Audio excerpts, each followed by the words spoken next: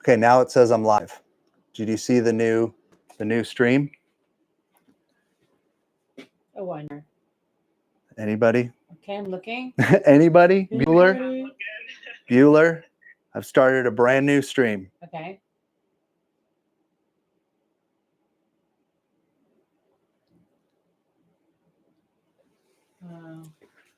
Brand new stream. Stream ended 2 minutes ago. No, there should be a new one if you go to lives. Yeah, it says it's live. Yes. Oh, it's live. You're live. Am I live for real? Yes. Okay. That's wonderful. And then Your sign just came on. that's great.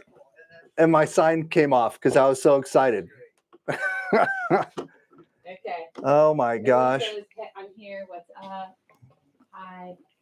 Hello. Oh my God, people. What we just went through to get live, I need to find something better than the YouTube platform to do this because whew, man, that was painful. I thought we weren't going to go live. Hello, everybody. We made it. Where are you guys all coming from? Put some shout outs in there. Mark Mayfield says, good evening, Michael. What's up, Mayfield? We got Maryland, Georgia, Iowa, Wisconsin, Maine. Yes, all over the place. All over. That's awesome. Missouri, Florida, North Carolina, Texas, Ohio, Australia. Yeah. Bye, Haley. That's awesome. Bye. Well, thanks for hanging out with us. While we Tennessee, basically, oh my God, Tennessee, Oregon. Pennsylvania, Nice. Iowa. Oh, we already said Iowa. Uh-huh. Arizona. Okay. Glendale. Oh, cool. That's awesome. That's Utah. awesome. That's super awesome. Well, welcome everybody to this live session. I don't usually go live, as you already know, but once in a while I do. And, I figured that after the release of this bad boy right here, and just looking at all the comments and the questions and the excitement around it, I figured that we'd sit down for an hour, maybe a little bit more, and just kind of field some questions with you. And if you want to ask me anything about my experience with it, or you can grill me on some technical specs and I'll do my best to answer them if I can. I do have like a little cheat sheet with some answers. And then I thought we'd do a couple little fun prints for you and just kind of show you just how it works. So if you haven't watched my video already, it's on my main page. I think a lot of you probably already have, but this is it, man. I mean, this is it in real life. I've got something exciting to share with everyone, which happened today. So I was wondering, because I kept seeing that everyone was like, I saw a lot of comments on my video that people want to print on golf balls, right? Which is something that you can do with a UV printer. And I was like, I haven't tried like a round golf ball yet or anything round, but I did have this shifter knob laying around, and guess what? It totally printed right on the top of this shifter knob. So if it's going to print right on the top of this shifter knob using the automatic height measurement, it's definitely going to print on golf balls. So let's just get that out of the way right now. It's definitely going to print on golf balls. Obviously you need to keep the graphic kind of small. You don't want to, it's not going to do the curvature because it doesn't do 3D height mapping, but as long as you keep it, a decent size, you can definitely print on the top of golf balls. So that was a win. I'm personally excited about that. That I was able to do that. So do we have any first questions? By the way, I'm going to call my wife. She's here. She usually doesn't man the comments, but she's joining me tonight. She's off camera, and I'm very grateful everyone. to have my wife manning the comments, because it's too hard for me to talk and answer comments at the same time. So she'll be kind of feeding me your questions. So just real quick. Yeah. his name is Carved Fish, and he says that he got into laser engraving because of you, and he wanted to say thank you. Carved Fish, you are welcome, and thank you for supporting the channel, and I'm so glad that you're enjoying it, for sure. And then Mark has a question. Is it worth it to go in on it now since it's a new product, or should we wait? What do you think? Mark has that question for you. Yeah, that's a great question, Mark. So what I can tell you right now is that as far as I can tell, and I am, I wanted to say this at the beginning of the UV printing is new to me too. I have friends in the industry who have really nice professional UV printers, and they've shared them with me and how they work. And so this is my first kind of introduction to UV printing on a much smaller scale. And when I got this, I was expecting some kind of, like half-baked kind of, I don't know what I was expected, like beta unit. This does not feel beta at all. This feels like 93.5% like completed. I'm just being honest with you. Like, it has worked very, very well for me in the last month, and I've been using it for a month. So in my opinion, to answer your question, if they've got a deal right now and you can save some money by getting in on the package, I would go for it, because they're not even going to be shipping them, I guess, until July-ish. So that gives them even more time to put the final polish on the unit. That's my answer for you. What else we got? Let's see. What are the full measurements of the machine? Thurston Creations has that question. Thurston Creations, do you want the full measurements of the machine? What I guess you're asking is, what is the bed size of the machine? The full like bed size that you can print on of the mini and the big, or are you asking for the dimensions of the unit itself here? Open and closed. Open and closed. Okay, here we go. See, I knew you guys. I knew you were going to ask these questions. So here we go. This is open. So the front door is open and the back door is open. So I have a total depth of 28 inches, and the height is, 16 and a half inches, and it's about 22-ish inches wide. And then closed, we're back to that, 9.5 inches. So 9.5 inches and deep, and 22 in a couple of points wide. And Donna has a question. How heavy is this machine? Is it easy to be picked up and moved around? 100%. It is very easy for one person to lift up and move around, and it does, move back and forth like a laser. So it does have a gantry on it. The print head moves back and forth. So I would recommend you put it on not like a folding table or something that could be rocking back and forth. This table is a great sturdy table, but I actually have it off to the side, which isn't the best position to have it in, because it's not like, just dispersing the movement here in the center of the table. But yeah, I wouldn't put it on a wobbly table, and I wouldn't put it up high unless it's a really sturdy table. Can it be run without internet connection? So great question. That was one of the questions that I saw coming up over and over again. So I asked Eufy a lot of these questions that I saw before we did the live, so I could answer some of these questions. So let's see. So the answer that they gave me was that currently it does need to be connected to the internet to use the software. The software, you mean?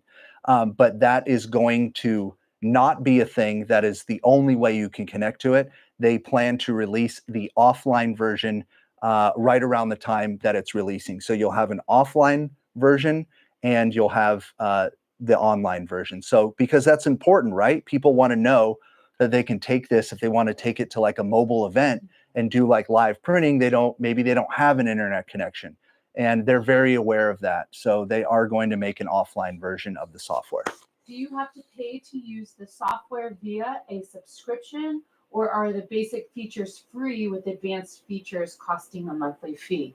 That is another great question that I saw coming up. You guys are already on top of your game, and I hope that I have most of the answers you need. So the answer is you can use 98%, 99% of every single feature in the software, but you will have to get credits for some of the more advanced AI generation and other that. But there's no subscription for the software to use 99% of all the features in the software. But there will be like a credit system for when you want to use those AI generating features. So let me say that again, it's not a subscription software unless you want to use those really advanced features.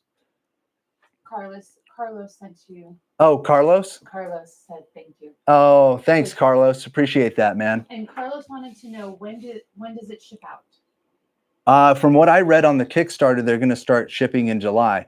But, you know, I mean, like I said, all I can say is that this thing is really put together well. It looks super polished.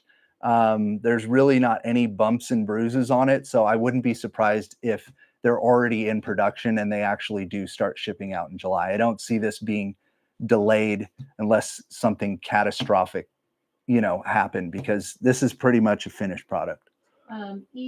Hargbite said that EBP Man is printing on golf balls and he has jigs for them as well. There you go. See, this is going to open up. That's what I'm saying. So he said, what was it? EBP Man. EBP Man. Is printing on golf balls and he has jigs for them. That's awesome. This is, I think there's going to be a huge additional market for fixtures and jigs. If Samcraft, if you're watching, who knows if he's in the chat, but if he's watching, I'm sure that he's going to get in on making some fixtures for the Eufy make, for doing things like that, because the only way I was able to keep this cylinder in there was because it has a flat bottom. I didn't really have time today to create like, even if I had golf balls, to create some little divots. I could have used like little rolls of, I guess, like Scotch tape and put those on there and then put all the golf balls in there. That would have worked. And I just used the camera for this. I didn't like create any kind of template or anything. I just threw this whole shifter knob in there and let the camera take a picture of it and then just drop the graphic right on top of it. And I did print white underneath that and then color on top. Belinda has a question. Yeah. Can you change the color that it does the 3D buildup to another color instead of white? That I don't think. I think it does build with the white.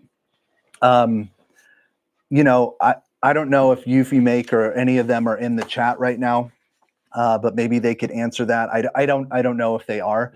I'm assuming, like I said, I'm not super advanced at UV printing. I'm assuming it uses the white to build up the layers like that. So, yeah, I mean, are you thinking like pick a color that you don't like and use that to build it up?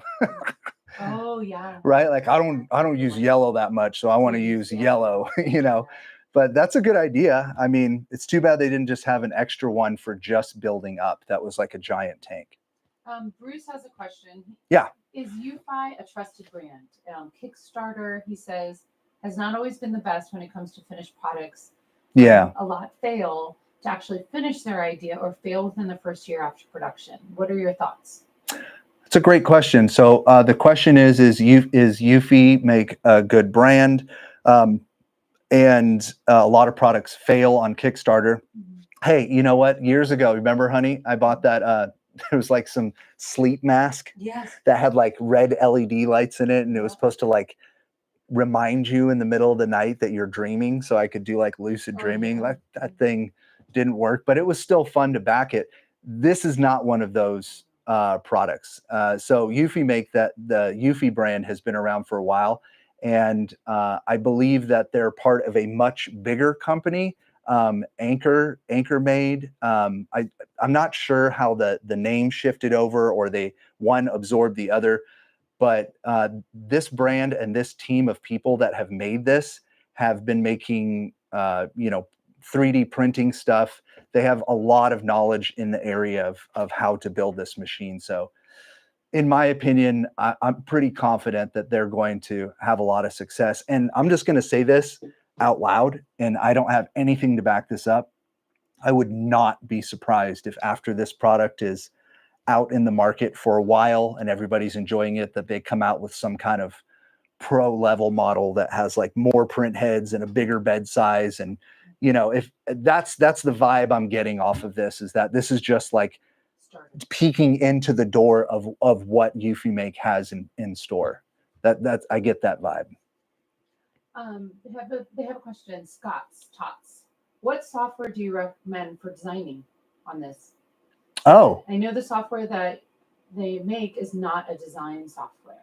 correct. Well, one of the things I was super stoked about, and just so you know, we did try to set up some complicated streaming aperture where I could switch back and forth between my monitor and me. And I'm going to be honest, I'm still learning how to live stream multiple screens at once. If anybody wants to hit me up and give me a lesson and shoot me an email, michael@laserengraving911.com. And you want to help me do that for future live streams, I would love to do that. But to answer your question, what kind of software do I use for designing?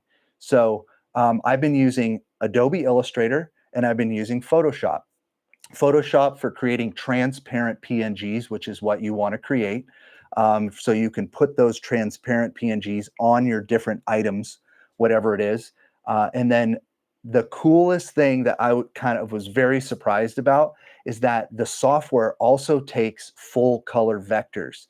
So you don't have to actually convert everything into a raster PNG. You can actually just bring in your colored vector. In fact, these Ghostbuster decals, which I didn't include in my review video, I made these Ghostbusters decals out of 1/16 inch sign glow-in-the-dark acrylic from Johnson Plastic Plus. And I cut it out on the laser, and then I registered these vectors. This was vector art. This was not a PNG.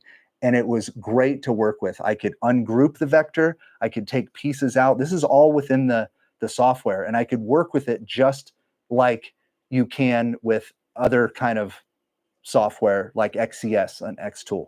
So it works really good with working with vectors. Can you use Lightburn?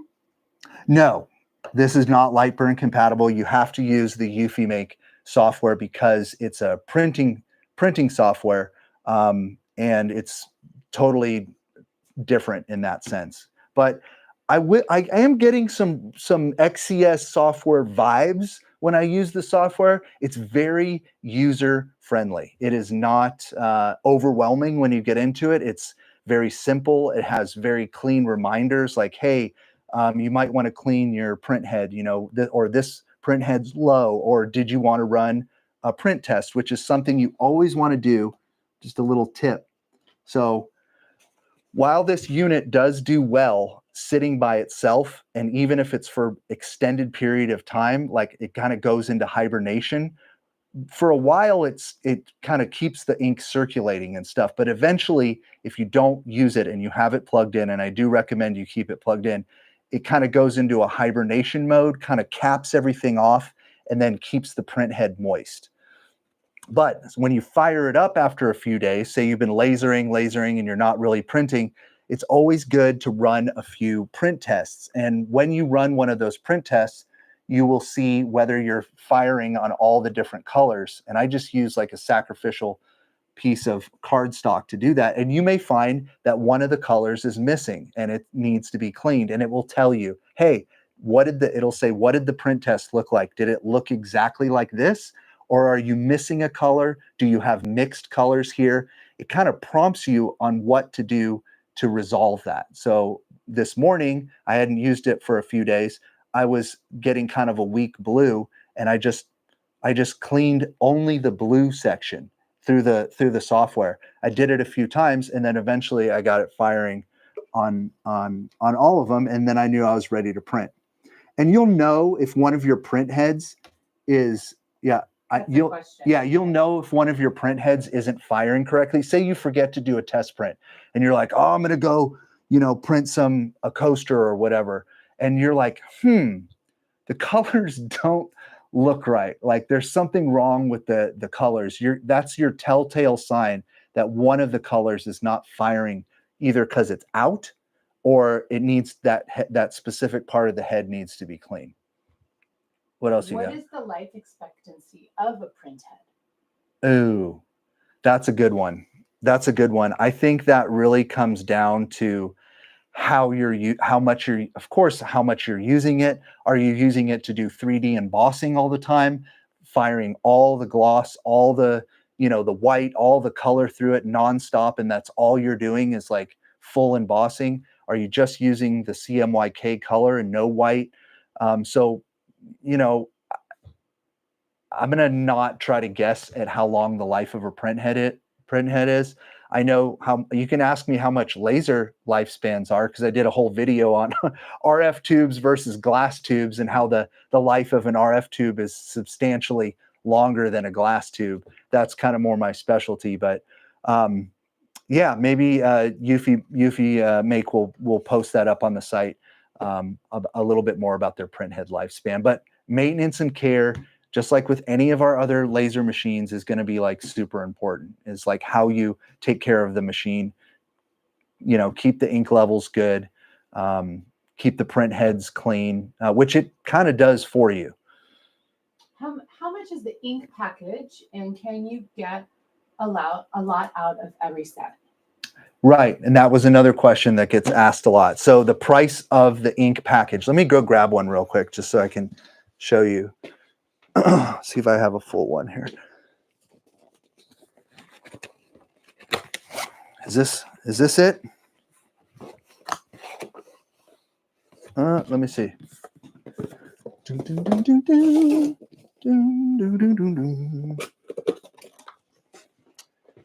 So there's a couple of different. There's like the full set of color, right? So this is how the full set. They're 100 millimeter right now. So that comes when you buy like an ink refill, and then you also can buy one of these packs that has 3 white cartridges, because you use white a lot in UV printing, especially if you need to put the white background, and then you get a gloss cartridge, which I don't think gets used extremely a lot because it's just one final layer on the gloss. And then you get the Eufy Make Jet Clean liquid cartridge. This is let's see here. So this is like, there's 2 different like color packs. When you want to re-up all your ink, you would get like one of these packs with like 3 whites in it and 1 gloss, and then you would also get the full all the colors in this box. And what I asked about, because a lot of people were asking about like, well, what's the price of ink going to cost, and is it going to be so expensive? Someone was saying like $300 for an ink refill. And I asked Eufy Make, I said, hey, it's kind of unclear. Everybody's asking about the cost of ink because, right, that's the stigma that comes with printers, is right? Yeah. For even with regular printers from like Office Depot, it's like, oh, look at that printer, it's $35. And then you go try to buy some ink cartridges and they're like $80 a piece, But Eufy Make has assured me that, they're best. They want people to keep using the machine. So there's no reason for them to jack up the cost of replacement ink so high that people just stop buying ink. It's, they're not going to do that. And they also said that throughout every year, and just like any other product, they're going to drop the price of ink. It'll be on sale. They'll probably do bundles where you bundle up ink together to keep the price down. So I wouldn't hold firm on that $300 refill ink number because they're going to be offering lots of different deals on that. Okay. That's the best I can tell you about the cost of the ink. Are the ink cartridges keyed, meaning they can't be accidentally inserted into the wrong slot? Correct. They're formed in a specific shape, and they also have an embossing on the top. That's, I know you can't see it. I don't want to pull these out, but there's an embossment on the top of the cartridge. It says CMYK W in gloss, and then they're also shaped in a specific way so you can't put them in backwards. And then they also printed it on the inside of the chamber where you put it in. It also says CMYK. So it's just pretty much impossible for you to put it in backwards. But you can't you can't put them in the wrong slots either. It won't allow you. So yes, in that sense, I probably answered too much there. You cannot put them in the wrong slots. Yes. How do you import graphics in the software? Any specific files, any SVG, DXF, etc.? DNS Wood Creations S. Yeah. So basically, I don't know. Let's see. When I go to import, and I wish you guys could see this, but let's go back to Canvas. I go to upload, and it says right here in front of me, upload. You can upload a PNG, a JPEG, an SVG, a WebP file. You can upload a PSD file. You can upload an .ai file, which is Adobe, and you can upload PDFs. So that is what it currently says that I can upload, and that's what I'm going to tell you the answer is. So DXFs I don't see here. I don't see DWGs or anything like that, but who knows? In the future, they may make more compatibility. But I think that's plenty of formats to be able to upload. Donna has a question. Can you Sure. use Canva, Creative Fabrica, or Photoshop to create your own designs to upload into in there? Yeah, absolutely. Yep. As long as you can create all your artwork in Canva or any art software, you don't have to use Photoshop and Illustrator, any kind of graphic design software or online platform that you like to use, as long as you export it in one of those files that I just said, which was PNG, JPEG, SVG, PSD, AI, or PDF. As long as you export from Canva in one of those formats and it's transparent background, you're going to be fine, unless you don't want it transparent. But I don't see why you wouldn't. It says, does high quality print use more ink than standard quality? 100%. 100%. And, as far as that's a great question. So I believe that, let's see, where is it? This printer can print up to 1,440 DPI. So that's its max resolution. And just like with lasers, the more denser your line spacing or your hatch pattern with fiber lasers, it's going to take longer to complete the job. Or whether you change your DPI on your engraving from 300 to 400 to 600, it's going to make the job last longer, and it will use more ink along that process. So yeah. Laszlo has a question. What kind of warranty is on their print heads? And what are the cost of replacement heads? Yeah, so they haven't gotten into much information on replacing the print heads yet, and the cost of replacing one, or even instructions on how that would even be possible. I have not taken this machine apart. I don't want to screw it up because I'm enjoying using it so much. But I think that they are going to have to come out with that information for everybody. Yeah, that's it. They're going to have to, because if something, things go wrong, just like with any of my other laser machines, and that we want to know the cost of the replacement components. But I don't have the answer to that. And it's actually not one of the questions I asked him, but it's a very good question, is how much does it cost to replace the print head, and what's the warranty on the print head? So I can look really quick about warranty on the print head, but so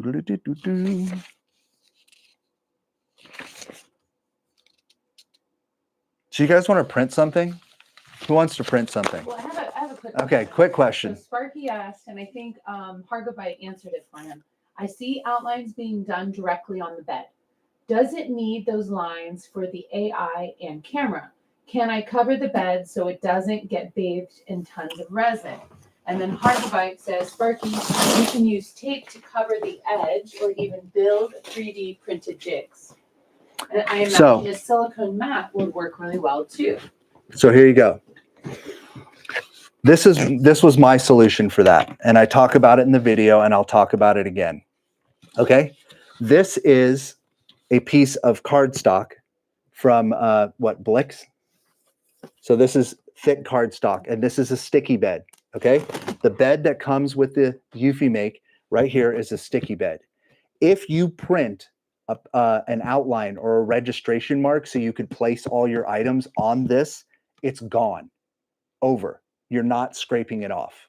Like it will literally cure on there. Currently, there's not a way to print like on a, I believe, and someone correct me if I'm wrong, I believe on like industrial grade UV printer, you can tell it to print those registration outlines without curing, right? So you can wipe it off when you're done. I've heard that's a thing. This one right now, they currently don't have that. Now, this is replaceable, this sticky mat. So if it gets unsticky, the cool thing about it is that you can buy replacements for the sticky mat that just peels off right here. I'm not going to do it. But why would you buy a ton of these sticky mats because you're printing your registration marks on them all the time just so you can waste them and throw them away because they stay sticky for a long time. So what I did was I just use a piece of cardstock and I stick it right on there, and I'll use a little bit of a glue stick or some blue paint to hold my items down, and I print my registration marks right on this. In fact, does that answer your question? Aww. PC now says, hey everyone, let's give him some love. Like this video. Oh, thank you. Thank you. And then for the mini bed, I laser cut out these ones. So you can see I already have one on there, and I'll use it tonight. But I do not print directly on that sticky bed for any reason whatsoever. And these come in handy even if you don't want to use registration marks. Say I wanted to print over this whole, oh my God, tape measure. Hello, Michael, stop working. So say I just wanted to lay this on the bed and print a full graphic over the front of it, but I didn't want to design a registration mark and print once, then have the table come out. I could just overbleed over the whole thing and just print wider than the area and let the ink go over and splatter all over this instead of my bed. So I think I've beat that horse there. I'm not going to beat it anymore. But anyway, make yourself some sacrificial bed covers and use a different type of adhesive to hold down your items. And yeah. A couple of folks, Camille and All Opinions Matter, they all said 3 months warranty on the print heads and 1 year on the unit for warranty. They read. Okay, well, I haven't seen that yet, and I'm not gonna. Yeah, I'll you know, I know there's a lot of information on there. I don't know if that's going to change over time. Print heads are, I don't think they're a lot like a solid fiber laser source or an RF tube. I think that they're an electronic device that has liquid flowing through it all the time, and it can get sticky and gummy. So I don't know if that's going to change and if that is the current warranty on the print head. But I'm sure that that is something that Eufy Make will be putting out very soon, because people do need to know, and they need to know what to expect if they have catastrophic failure on the main part of the printer. It's really important. Hargobite wants to know, I want to move it around a lot. I imagine moving it to different parts of my shop. Do I have to run the clean cycle and do a full shutdown, or can I just unplug it and move it across the room and plug it back in? You can literally unplug it, fold up the doors, and move it wherever you want, upstairs, downstairs. Now, what I would not recommend you do is, if you're transporting this thing, do not, I don't know what the protocol for full transport, like if you're going on a long car ride, whether you should take the ink cartridges out, probably, but I would definitely not ever put this on its side during transport. I would never put it upside down when you're I know it sounds silly, but just because there's ink in the lines and stuff, I would not want that falling out all over my machine. Do you have like a breakdown of cost of running costs? No, that is a great question though, and that is one of the questions that I saw being asked a lot. So let's see, concerns, ink costs. So I asked them specifically, I was like, hey, I've noticed on a lot of the other, softwares for like industrial grade UV printers, that there is like an ink calculator, you know, on how much the cost based on the cost of the ink. And it actually will calculate based on the size of your graphic, the colors that it needs to use, an estimated cost, not only of the ink being how many microliters or milliliters of ink is going to be used, but what is the kind of cost breakdown. And he said that they're working on adding that to the software. So whether that will come to fruition or not, I don't, but they are definitely aware that people want to know a cost estimate per job. Like how much, you know, how much does it cost to print 20 of these on the big bed? Tennessee Wood Sign says, nice shirt, Michael. Yeah, it's that's a great barbecue place in Tennessee. I always, that's my, instead of leaving a review when I go to like Tennessee and go to barbecue, if I get a shirt from the barbecue place, that means I really, really liked it. Let's see. Everybody wants you to Do a print? Yes. Yeah, let's do a print. And a couple can, and you guys, there's links in the description of this video. I listed where I get my thin acrylic from Houston Acrylics. I listed some links there. They should be there. I also listed links to Johnson Plastic Plus. They also have some ultra thin acrylic, how we made the sun catcher and stuff like that, and Creative Cut for wood supplies, for laser cutting and then printing on wood. All those resources down there are great places to buy material that can be printed on. Haley says, get a print going, Michael. All right. It is a question and answer, though. I know. It didn't say demonstration.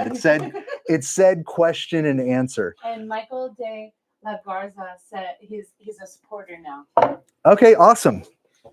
All right, so let's do something simple. Now, I'm not going to do like a giant, canvas or like a giant photo, because those do take time.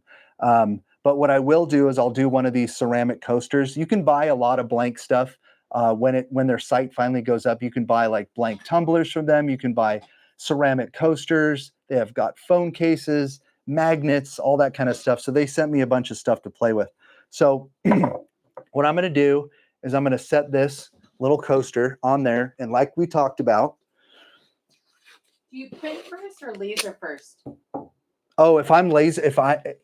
Oh, that's a great question. So you can do both. I mean, it really depends. Like on the acrylic, what I did was I printed a 6x6 sheet of this thin acrylic with a stained glass pattern first.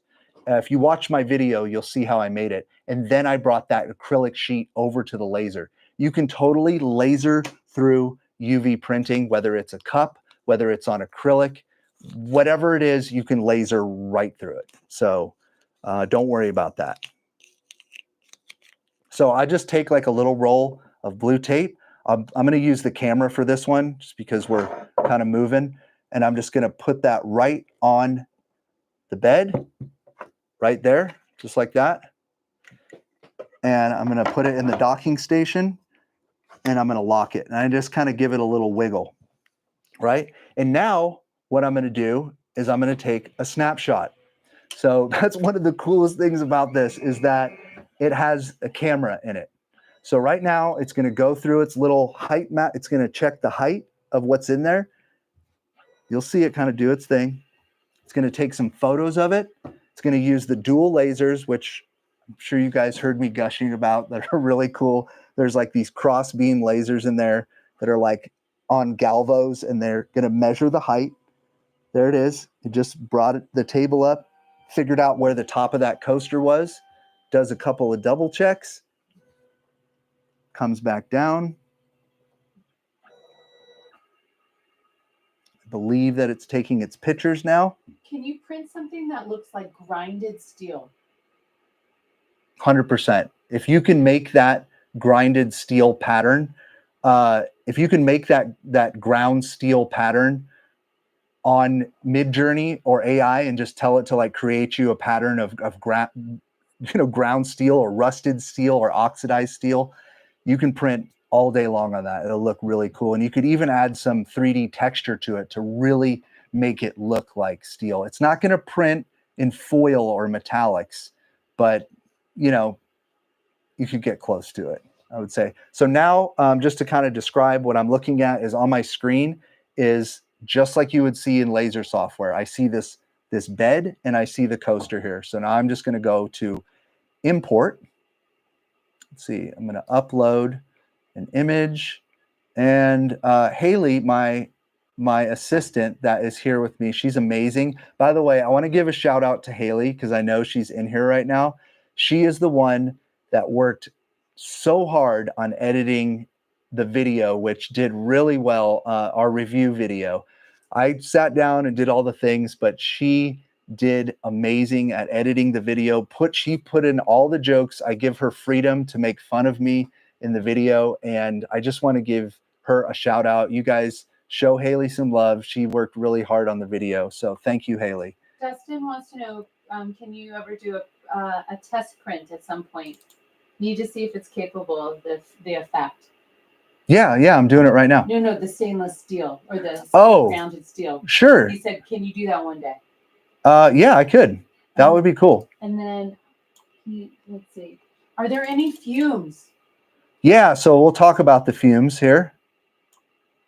I'm just zooming in here, trying to eyeball this, trying to get it a little centered, just like I can there. I'm making like a beer coaster for like a tap room coaster or something. We made like a fake kind of logo for like a beer company or whatever. So I'm lining it up. I just lined up the graphic on the camera, and I'm going to just print. And because this is on a white coaster, I'm not going to print white and then CMYK because it's already got a white background. So we'll do another print where I print a white background first at the same time that it's printing color. You want to use that white underbase when you're printing on darker materials, whether it's dark leatherette, dark metal. That's when you want to throw a white underbase. For this one, since it's already white, I'm not going to waste the white, So I'm just going to go over here to my selection. There's lots of different selections of how you want to layer the ink. I'll read them off to you. So there's white CMYK, which is the most common. I just want to print CMYK, just color. You can just print gloss varnish. You can just print white, which comes in handy if you have a really dark object and you want to just print 2 layers of white first and then throw your color on top of it to really make it pop. You've got CMYK and white. You can print CMYK, white, and then CMYK. That comes in really handy for 2-sided acrylic or keychains, so you can see the image on both sides. You're kind of making a sandwich. So CMYK color first, then white, then CMYK on top of that. Then you can do CMYK gloss and white, CMYK gloss varnish. And then there's a mode called sticker. And I haven't even gotten into the laminator, and we don't have time to get into the laminator tonight. But I am going to make some stickers. So I picked CMYK. I'm going to just do standard print. I'm not going to do high resolution. And it's sending the file to the device. And we'll see how it goes. So anyway, while that's printing, what else we got, honey? Yes. Can you print on fabric? One question. Have you heard of anything about being able to print on clothing, on a t-shirt? And then another person asked about polyester lunch bags. So they want to know about fabrics or plastics or polyesters. Okay. Well, I mean, if it's polyester, I would say like more of a plastic type lunch bag or a lunch box would be more. Oh, do you hear that sound? That's the I'm ready to print. It makes this noise when it wants you to press the print button. So I'll go ahead and press it. And it says it's printing. So I don't know about fabric. I will tell you this. I did a test on some EVA foam, black EVA foam. And EVA foam is kind of porous. And I thought like, oh, it'll work, right? But it seemed that the ink kind of got absorbed into some of those pores before it could be cured. So the print was very faded. So I'm wondering, since fabric and polyester are porous and they're kind of have a lot of holes in them, I don't really have the answer to that yet, and I haven't experimented. Leather, yes. Leatherette, yes. So for sure. So any kind of like, I don't know, plastic type would probably be better. Try it. I have to try it. Plastic lunch boxes for sure. Yeah. Metal bento boxes for sure. Bamboo bento boxes. T-shirt. T-shirts, fabric again. Yeah, I just don't know. I haven't even actually tried fabric yet. Yeah.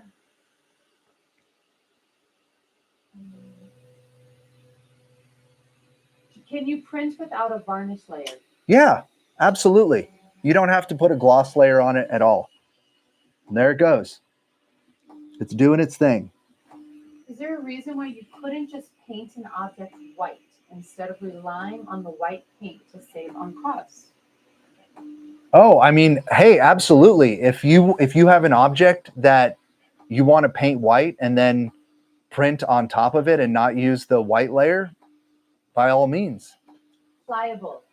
PCPC now says pliable.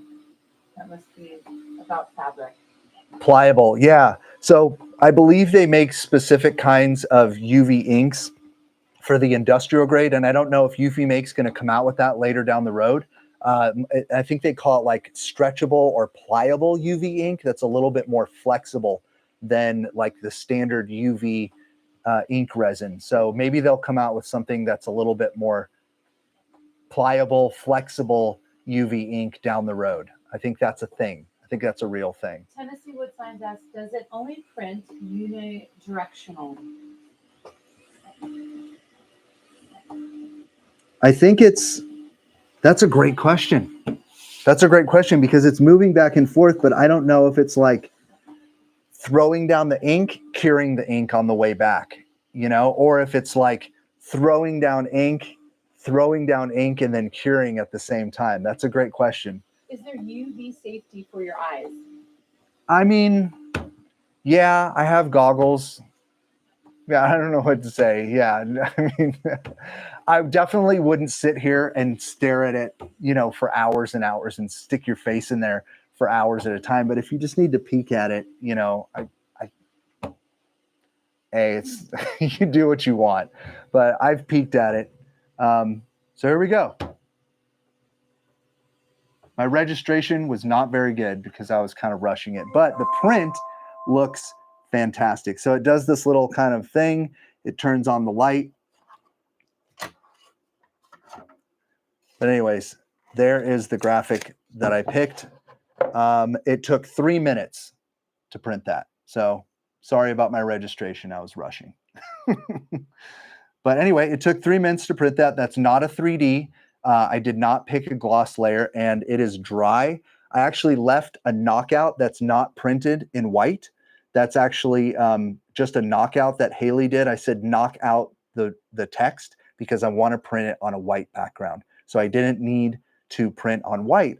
You see, there's ways that you can, if you have a white background, you can design the graphic in such a way to bring out the white without using the white. And that goes for printing on metallic acrylic, printing that you laser cut, or metallic like Romarks, Laser Max. I'm always talking about the metallic brushed steel or the metallic brushed gold. You could design a graphic for like an award where you have specific areas of the graphic that you knocked out to let that metallic shine through to get the illusion that you kind of printed something metallic, which is pretty cool. So you gotta get your design hat on there.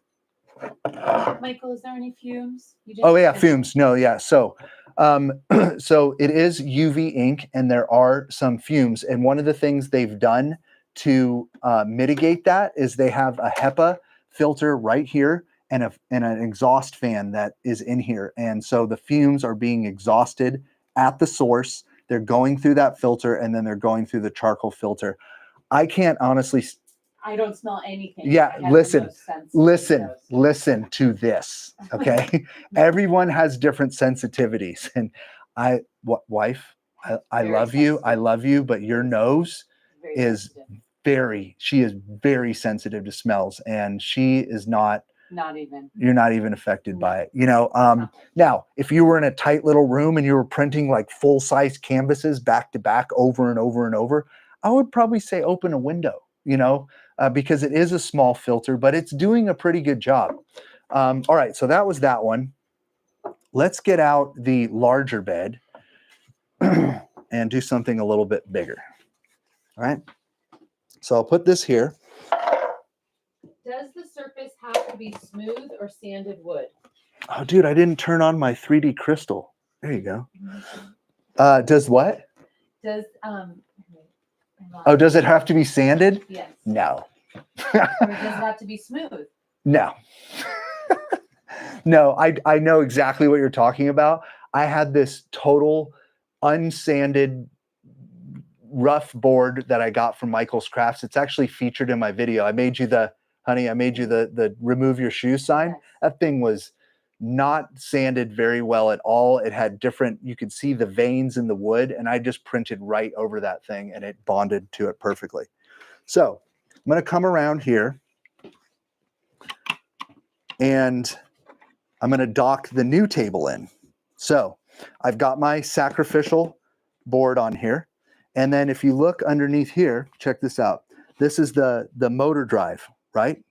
So I hope you guys can see this. There's some chip connections here, you know, where the machine docks to it and controls it. But this is the drive, this is what drives the table in the machine back and forth as it's printing. So, and it does that here, but it also, you know, it's moving the axes. So you want to make sure that these pins are going to the left, because if you look in here, that's where the pins are. You kind of got to get down here. It just drops into place, and then you slide the lock, and then I always give it a little lift just to make sure I docked it in place right, and that's it. Oh, hey guys, if you are if you're enjoying the content and you're getting value from it, if you guys could give this video a thumbs up, that would be great. It will tell YouTube that we're doing a great job and that you guys are having fun. So if you want to throw some thumbs up, that would be awesome. So I think for the next one, what we're going to do, oh, and then it asks you in the software, it says print complete. Would you like to publish your design, or how would you rate the quality? Ask you a few questions. I'm just going to click finish, and I'm going to go back to my canvas, and I'm going to close this canvas, and I'm going to open up a new canvas. And it's opening up a new canvas. And this is one of the things that I love about the software. So as soon as I close that canvas down and opened up a new canvas, it just automatically knows. It's like, oh, hey, you have the standard flatbed in now. Now your canvas has completely changed, and it shows you your total working area, which I think is really cool. What's the largest cup that can fit in the Rotary? Ooh, that is on the spec sheet. I will see if I can. This is, by the way, this is from JDS. This is just a leatherette journal. And what I was going to do, and I'm not going to do it live, but what I was going to do is print this really cool cat graphic right here. And then later, probably tomorrow, I'm going to engrave either my daughter's name or, you know, or maybe you want a journal, honey? Oh, right. But anyway, this is an engravable journal from JDS. They have lots of them.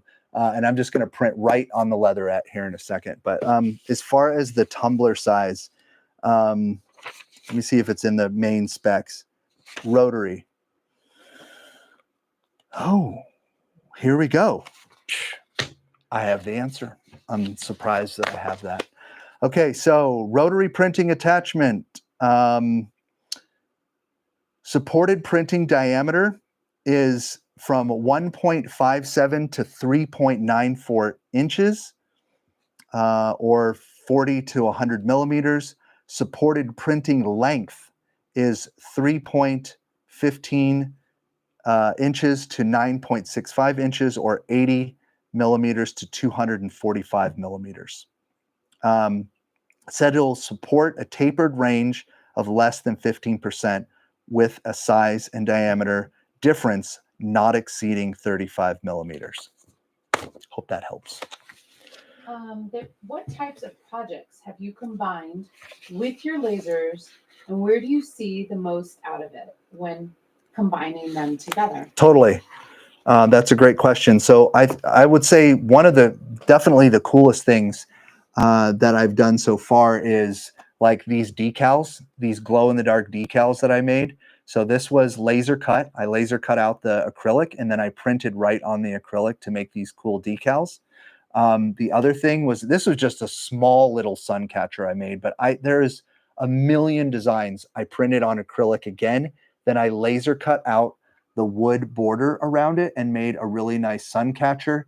This could be a Hamsa, this could be a cross, it could be a dream catcher. You could, I mean, there's a million designs that you could do. You could probably even laser cut like some kind of lantern or candle holder where all four sides are printed acrylic, and then you have the wood ornate stuff. So, but where I see this helping me out in my business is that I am a customer-centric based laser engraving business. And what that means is I get a lot of onesie twosies, people wanting to customize a few things here and there. I also do business to business stuff, but because I take in a lot of one-offs, I can now offer to do a color design on top of a memento box, or some kind of wedding present, or for my corporate clients, they want their stuff branded all the time.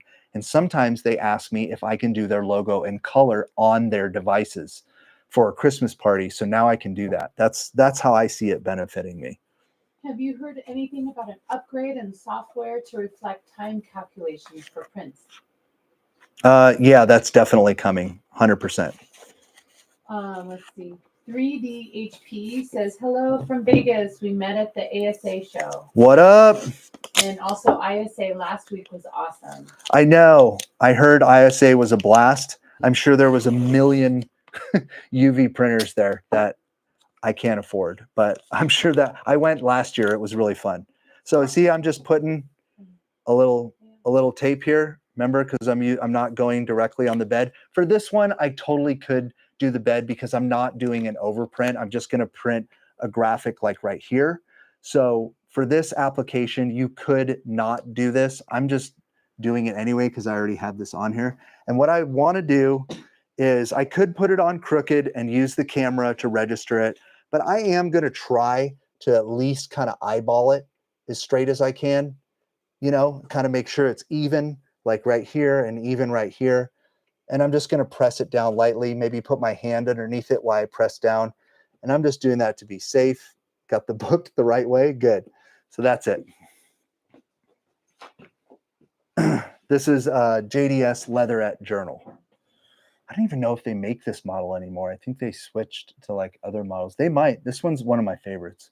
So I'm going to upload a new image, this cool cat color image. And let's see. There it is. Cool. I literally called it cool cat. Oh, actually, I was supposed to take a snapshot first. So let's do that. All right, so I'm going to delete that. I'm going to take a snapshot.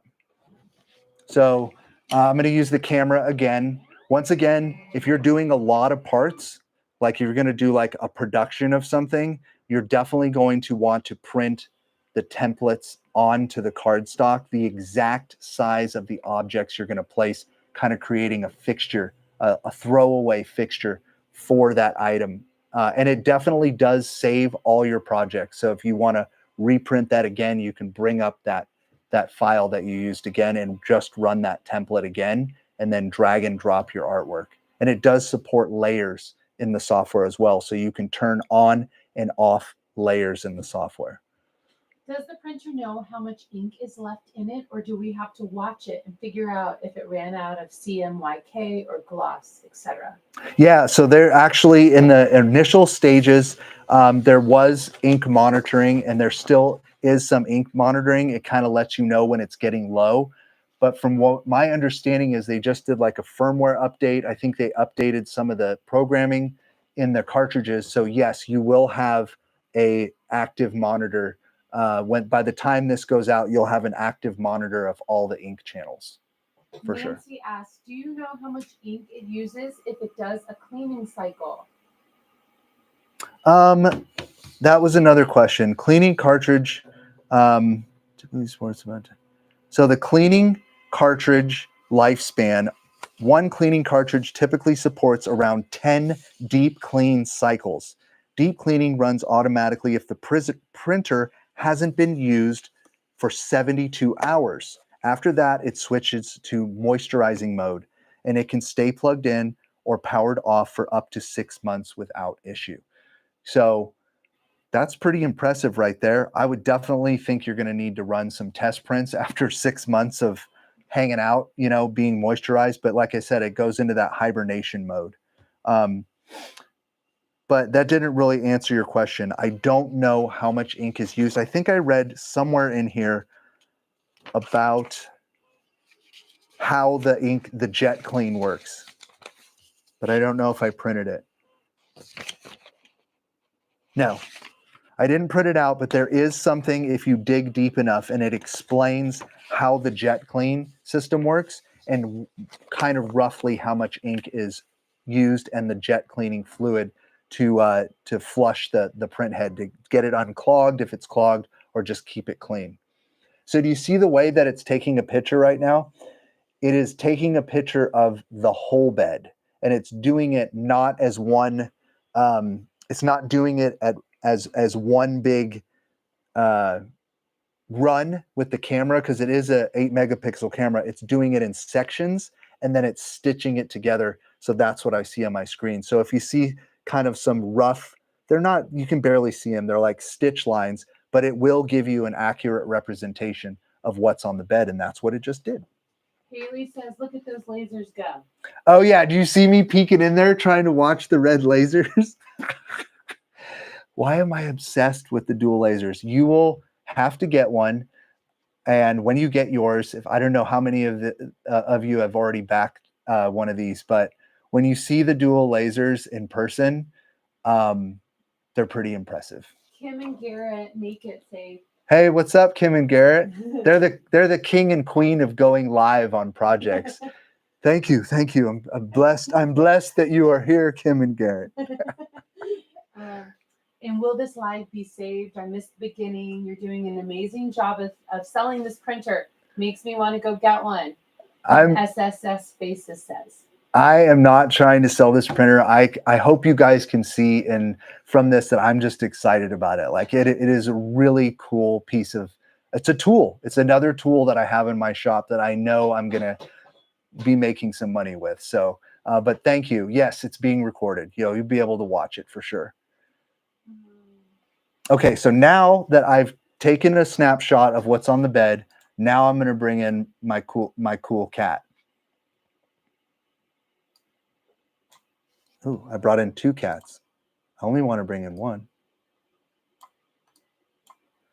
Okay, so now I'm going to zoom in a little bit so I can. Dukes wants to know you are recommending this product. Oh, 100%. Oh yeah, I'm absolutely recommending this product. Yeah, 100%.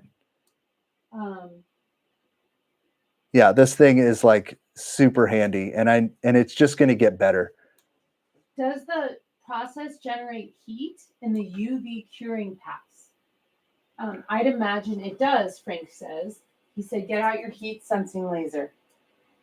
Oh, my infrared thermometer.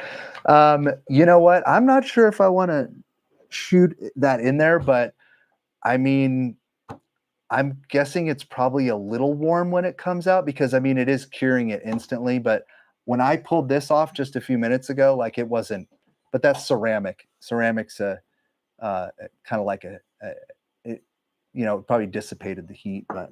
PCPC now says we need to learn about how to price the products for sale but with using this printer. Yeah, and that's where that kind of ink price calculator feature that I'm really hoping they add comes into play. Like that would make things a little easier since there's so many things on here that are already easy, right? Why not add the little calculator feature in there? I think that would help. I agree. All right, that's probably good. So this graphic's going to be about, yeah, it's pretty substantial. All right, and then this one, I'm going to, I mean, why not? We got a little bit of time left. I have a bunch of other stuff I was going to try to print, but here's what I'm going to do. I'm going to print in white on this only. And then, let's see, custom material. I'm going to print in white on this journal, just the white background. Then I'm going to run it again and print white again. This is a feature that I'm hoping that they add soon, like a double white feature for like darker backgrounds, so you can really get those colors to like pop. I would love that. But what you can do is you can print the white layer twice and then print color on top of that to make all your, because this is a really, I know you can't see it yet, but this is a really colorful graphic, and I really want the colors to pop out. But I think they're working on a double white print then color feature. That would be super cool. It's on my wish list. But I'm going to print it twice. But while that's printing, what other questions? Do we have any other questions? Mm-hmm. For sure. Okay. Oh. You have a great question. How durable is the finished print? For example, could it be used for challenge coins? James asked. That is a fantastic question. I actually have, I actually had some brass coins out, and I was going to try to do like an embossing print on there. I think it's very durable. I mean, where's the challenge coin go? Is it going to go in someone's pocket? I mean, is it going to go in a case on a display with other challenge coins? Is it going, how's the challenge coin going to be used? I mean, is it going to be the same as like, is it going to be the same as a epoxy resin CNC'd challenge coin that's done overseas, like the standard challenge coins? No, I don't think it's going to be that strong. But if it was just going to be something to display in a box along with another award or something like that, I absolutely think that you could use the embossing feature and the full color printing and gloss topper to make a really, really badass challenge coin. Yeah. Kit Kat Kate says, what is the cost to use the software? Oh, right. We covered that earlier in the live stream. If you're, you know, I don't know. It's a big question. It's a big question. Yeah. So the software is 99% free to use with almost all the features, all the time. It's just comes with the unit. But there are some advanced features when it gets into the AI generation, and I think you're going to have to buy some tokens. But as far as there being a monthly subscription to use the basic software, absolutely not. That is not how they're rolling, because yeah, that's just not good. Nobody likes that. So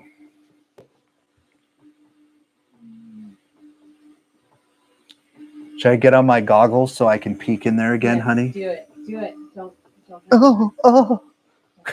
It actually does a really good job. I mean, this print head is like super close to this leatherette journal right now. And I don't know if you noticed, but I had the back, I don't know if I had it open, but if the back is closed, because you know it opens on both sides, if you put the bed in out here, it'll just push the door open. It's barely held shut. It'll just like automatically flop the back door open if you forget to open it up. And it's only moving a little bit right now because of the placement that I put it on the table. If I were to have it like in the center of the table and not off to the side. What is the maximum print size? Yeah, so there's two different size of beds. there's the large bed that we're doing right here. And the maximum size of this one is 13 inches by 16.5 inches. And then there's the mini bed, which we were using to do the coaster and a lot of other, this is a great bed for just doing little stuff. This one is 13.25 inches by 3.5 inches. So it comes with two different bed sizes. All right. So I don't know, can you guys see I kind of want to undock the camera, but I don't want to screw up the positioning. And I can't pick this up. You get what I'm saying here? Like I can't pick this up to show you because I don't want to lose my registration point. But that is like the first layer of white. All right, should I try? Yeah, I'll try. For you guys? PCPC now says they just hit 15 million. That's crazy. Okay, so here you go. Oh, wow. All right. So that's the that's what a white layer looks like, just the standard white layer. Not bad, right? So now I'm going to try to redock this here. Looks good. Looks good. Looks good. Okay. Now I'm going to print another white layer. And this is one of the features that I asked in my video. At the end of my video, if you haven't watched my full review on this, you should go and check it out later if you want to hang out with me here. But at the end of my video, I kind of said the things that I would like to see improved. And like right now, I wish there was just a button that said repeat last job. Like I want to repeat exactly what I did one more time. And they are listening. So there's a full beta test group with a wish list of features, and that one keeps coming up for batch processing. So what I'm going to do is I'm going to go back to my design.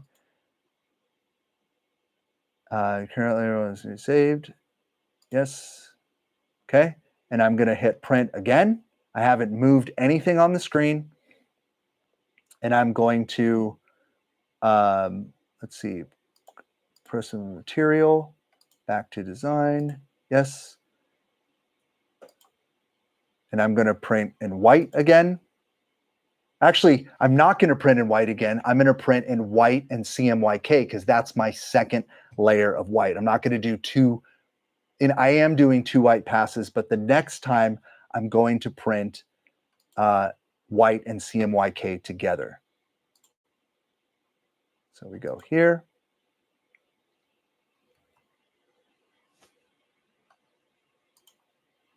White CMYK. Print. I hope I kept my registration good. Okay, white CMYK. It's going to measure the height again. And that's what I mean. So it's going to go back to keep it safe because it doesn't want to have a head strike, right? So it's going to go back and it's going to measure the height again one more time.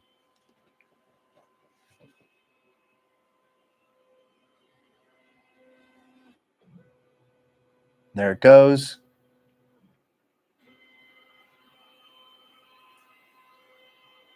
Would this be okay for mass printing for merch? Yes. I don't know how big of the items you're talking about. Are you talking about like, well, so will this be okay for mass printing of merch items? So in that sense, I would say if it was small items and things like that, then yes, probably. But if you're doing a lot of larger items, probably not. So it looks like, yes,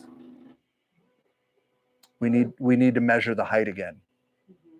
So it's stuck to it. Mm-hmm. So we'll try that again. Okay, thank you very much.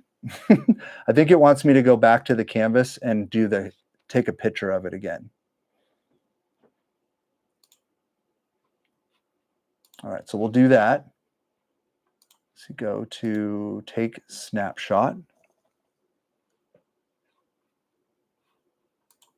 Dune.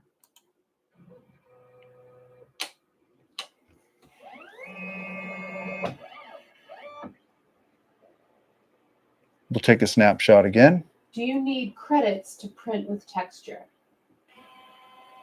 That is one of the features I don't know if they're going to. That's one of the features I don't know if they're going to add there. Hargobyte says you can create your own texture, like raising letters. You don't need to use AI for that. You just click the letters and change a setting. Interesting. Okay, cool. That's great. Yeah, I don't know if that's going to be a paid feature or the embossing feature. I don't have that answer. Polanco Precision Engraving says, I've been watching you for years, Michael. Definitely trust your word.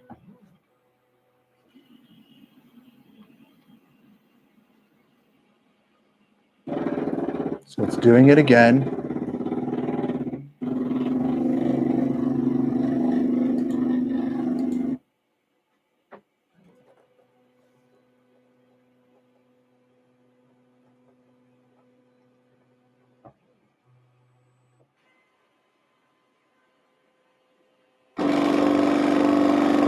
I'm going to redock the table.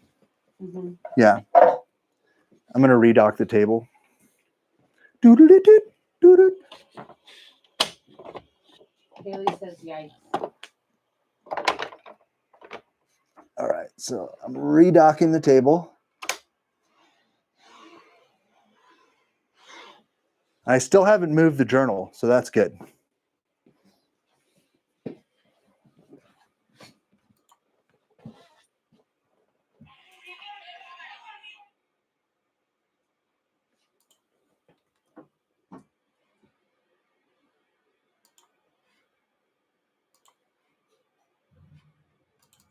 What are some other questions, babe? Okay.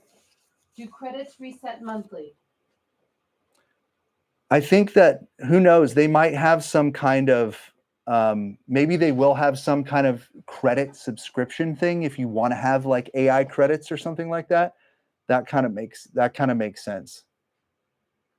Can you print clear water droplets in 3D like some of the 150,000 printers out there?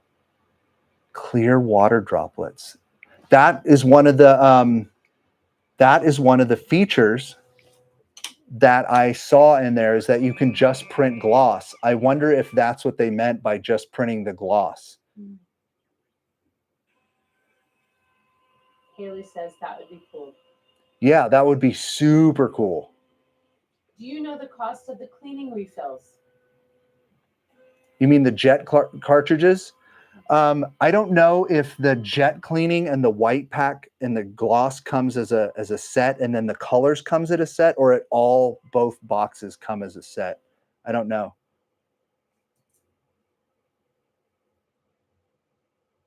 Can you run 2 machines at one time?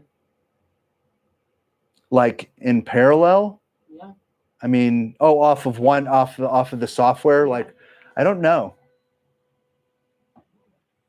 Yeah, it doesn't. It does not like this journal. We're gonna print something else. It doesn't like my journal from JDS. I'm kind of sad about that. I'm kind of sad. You'll figure it out later. Oh, I know I will. I don't know. Oh, is it this little? It's the tab. It's the little tab. Yes. This is my fault. Not the machine's fault. It's measuring the little. Yes. That's how accurate the laser is. Oh my God! I was like, what is going on? It's measuring this little tiny. It's the bookmark. It's the bookmark. It's hanging out. So the laser's looking down the table, and it's seeing that little ribbon hanging out. Well, that was my fault. So this one right here, it was seeing that laying out. That's how sensitive the laser is. So that was my bad. Okay, well, let's pick something else. Well, one of those lighters that you have. Should we do a tumbler? Frank asked for you to do a lighter that the. Okay. We can do a lighter. So I just want to be clear. that height measuring was my fault, not this machine's fault. Or the book's fault. Or the book's fault. That's a good book. And now I got to go. I want to finish that journal. Let's see here. I've got a cool black lighter right here. So I've got a windproof lighter right here. And this is actually metal with kind of a textured coating. So, I mean, this is the first time I've tried to print on it. We can print on, what's the vote? Should we print on the textured metal lighter, or do you want me to print on straight polished metal? Like, what's the vote? I just. They should come in at the bottom. I know, I'm waiting. Oh, it's okay. Texture. George says texture. Okay, so. Textured, both at the same time, David. Both at the same time! Tennessee says polished. All right, let's do both at the same time. Oh my God. Fine. And then I think we're going to have to wrap it up after that print because I know you're having fun, honey, but I am. but we can't stay up all night. Nancy says polished. Me Kitty says textured. All right. Textured. Everyone loves textured. Okay. All right. Well, I don't want to have, see, now I'm all paranoid. I don't want to have anything extra sticking out, right? So I'm going to put in the little bed. Yeah, I don't need the big bed. It's just going to try to scan the whole bed and take longer. So there is a benefit to using the smaller bed because you're telling it, hey, I'm just working in a small area. Yeah. I don't need the big size. So I'm going to put in the mini bed and we're going to do 2 lighters. Boom.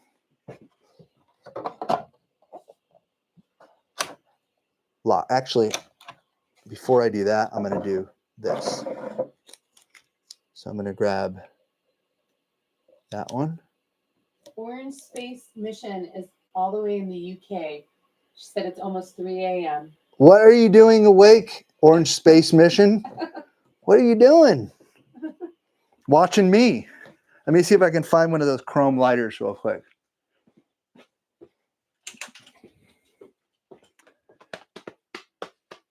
Any more chrome lighters? Oh, dang. Got one. Okay. Chrome lighter. Sherry it's her first time ever doing a Kickstarter process. Yes.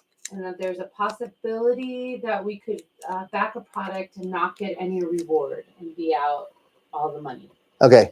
I mean, I can't say 100%, but I can see that happening with other kind of inferior products, but not a company with, this much experience and this much of a polished product. That's not going to happen. In my opinion, I don't see that happening with this product. It's just too polished. It's too well polished. Polanco Precision Engraving says, can you print Braille? Yeah, great question. That's a great question. That is a great question. And Eufy Make, if you're listening, which I know they are, you should add a Braille feature. That is something that industrial grade UV printers can already do. And they do it. It's a very specific specification that they have to follow. And I know that there's a Braille mode for those printers, but that would be a really cool feature. So just like I said in the video, what I'm going to do is I'm going to clean the surface of anything that's ultra slick. Okay, anything that's ultra slick or has like my fingerprints on it or whatever, I'm always going to use a little bit of methanol to just very quickly clean the surface to make sure I get really good adhesion on it. And it literally just like evaporates instantly. Jane says you need to put your business logo on the back of your laptop. It would be great advertising. On the back of my, oh yeah. Oh, with a UV printed decal. Smart. Okay, now I'm pretty sure these are both the same height.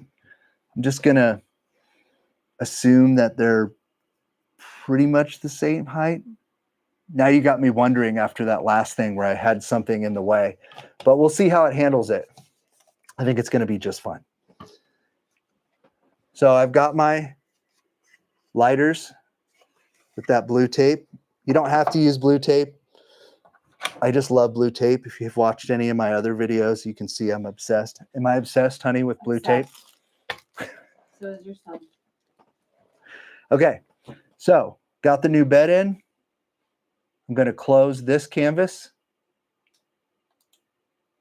I'm going to start a new canvas. And when I start a new canvas, it says, oh, you have the mini bed.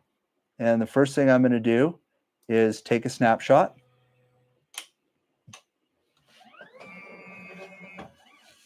Frank wants to know, are you concerned about the tariffs for this product? When the product is released, they have Eufy has told me that the price is what the price is that you paid, that you backed it on the Kickstarter. That's the price. It's not going to go up. If you buy it on their site after the Kickstarter campaign, I don't know if that will change the price by the time they're actually just selling them directly from their site and it's not a Kickstarter campaign. Oh, wow. But they have said that the price, what you pay on Kickstarter is not going to change because of tariffs. So I don't know.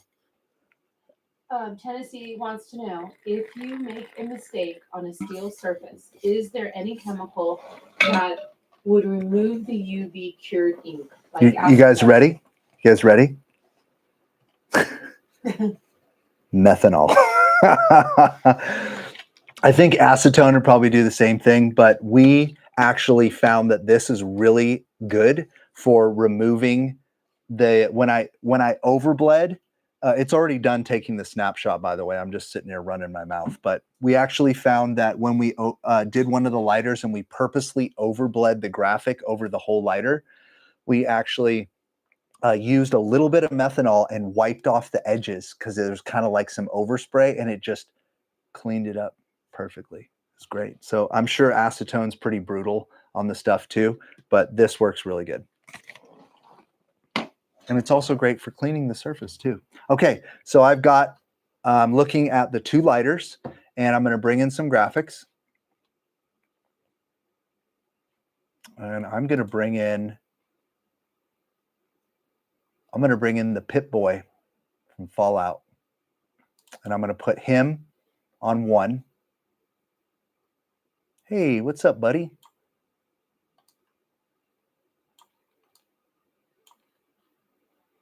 And I'm just I'm zooming in on the camera. You need a methanol sponsor. I do. Inspired laser engraving. Totally.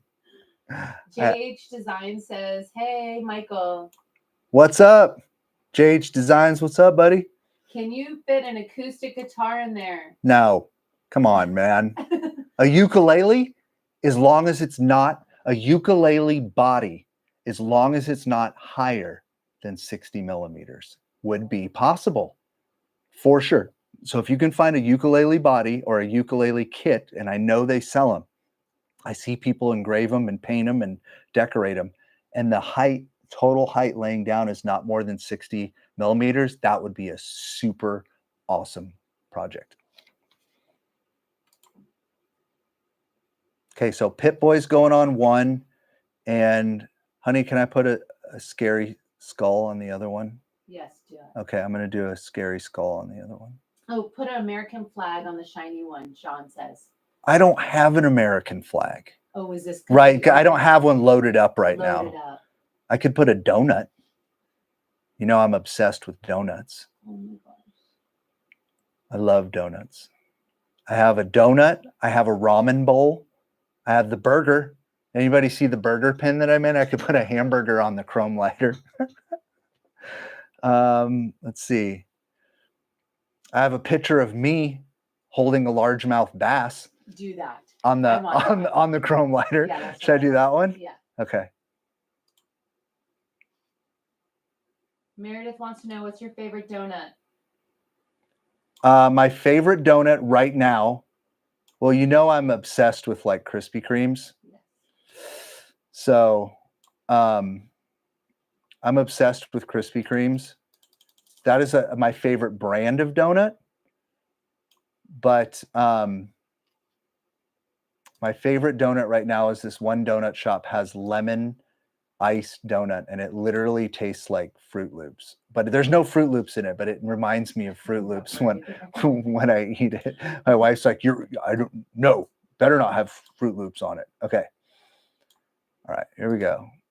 So this image really isn't the size of the lighter of me, but I'm just going to kind of overbleed it. Do we really want to put a picture of me on this lighter? Okay, I don't want to do that. I have votes for a burger. Burger. Or burger. Donut. I got burger, donut. I got that colorful cat Ghostbusters logo. I'm obsessed with Ghostbusters too. It's my favorite movie. You guys want to know my favorite movies of all times? Come on. Well, they want to know. I have more questions. Okay, but come on. Says, sorry. Let's see. Okay, I'm going with the hamburger because it's delicious. All right. For the decals, can you use the sign positioning liquid spray like they use for vinyl? I heard that they stick immediately. It would be good to be able to position. Jane asked. Okay, Jane wants to know. Say it again, honey. Jane wants to know, with the decals, can you use the sign positioning liquid spray like they use for vinyl? I heard they stick immediately. Would it be good to be able to position your decals? It could be. Yeah.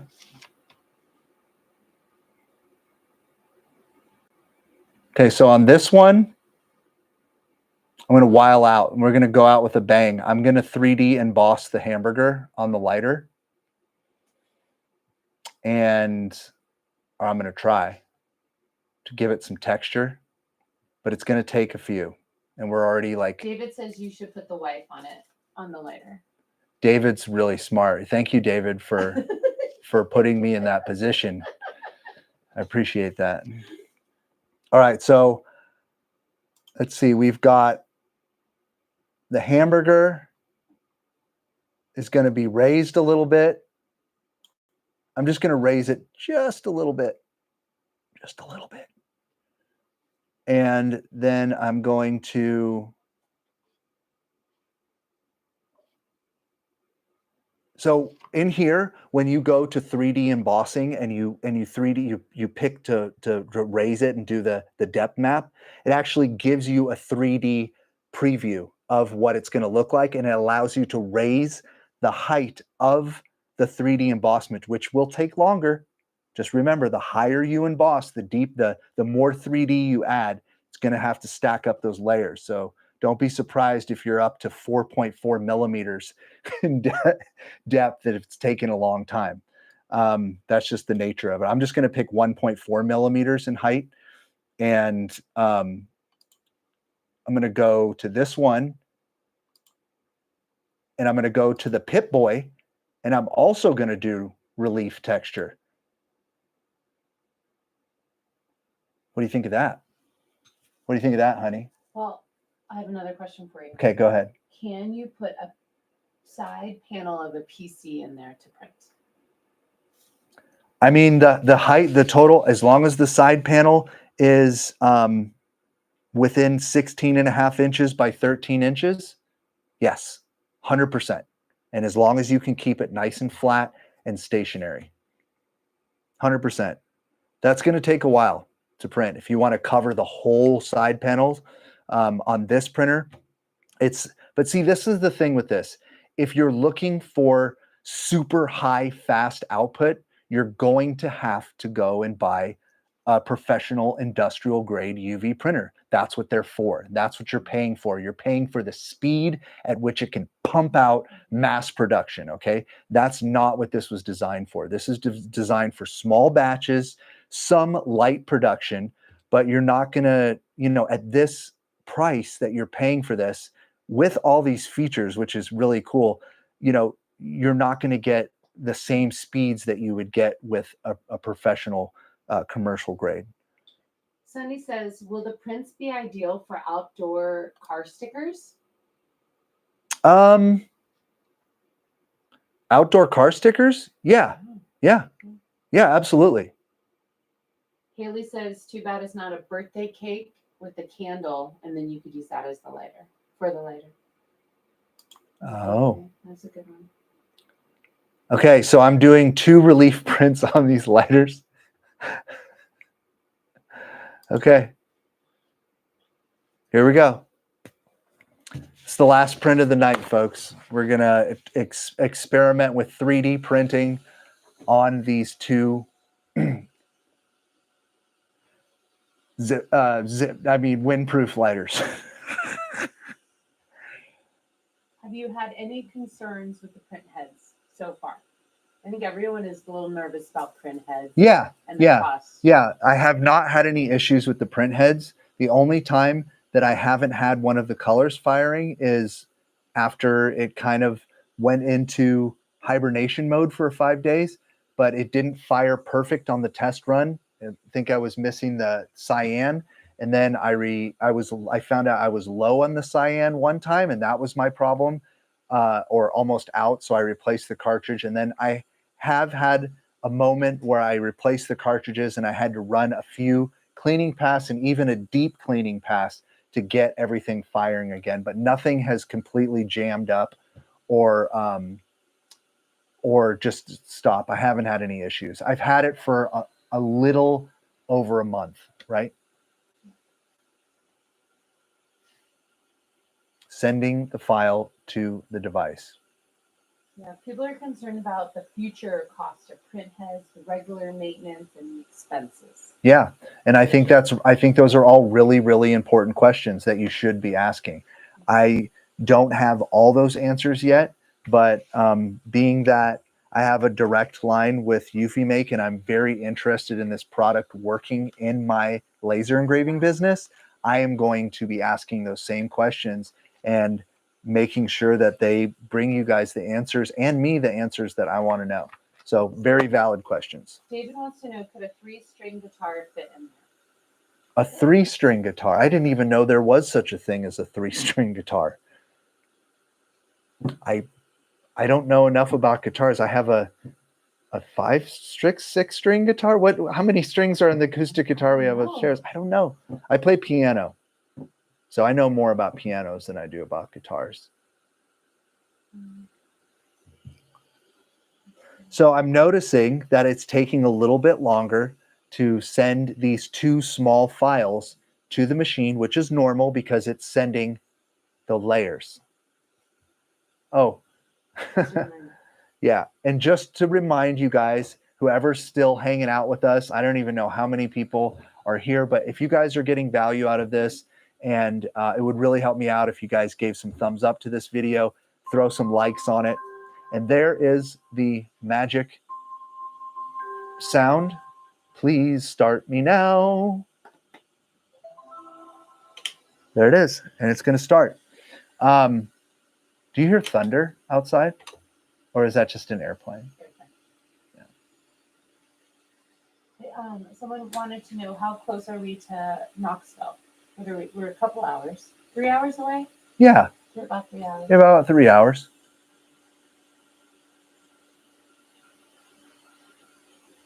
They said that they're going to stay up all night and keep watching if you want to keep going. Okay, well, I'm gonna tell you right now that while this is printing and it is going to take a minute, whenever you're doing 3D embossment, just I remember when I first got the printer, literally the first thing I printed was myself, of course, holding this bass, and the 3D embossment actually made my 4-pound bass look like an 8-pound bass, which I loved.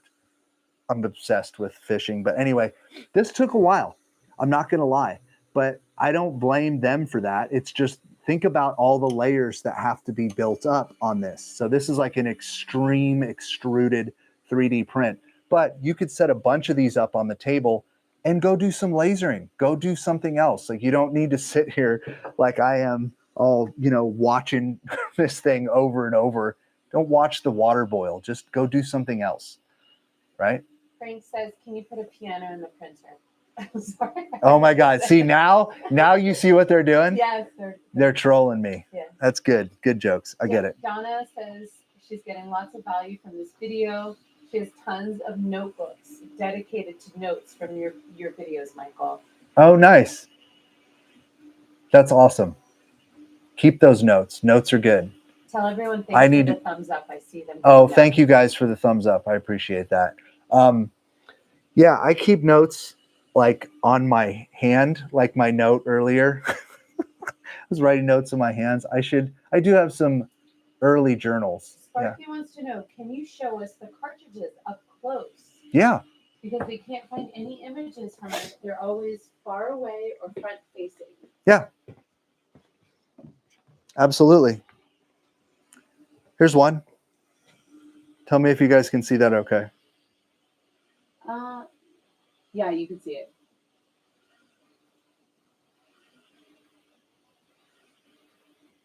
Does the software have a countdown timer for each job? It doesn't have a countdown timer right now, but it does have a progress bar.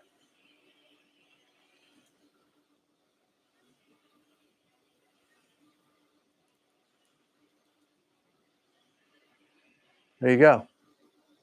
When you said a while, you mean like hours or like 40 minutes for a 3D print?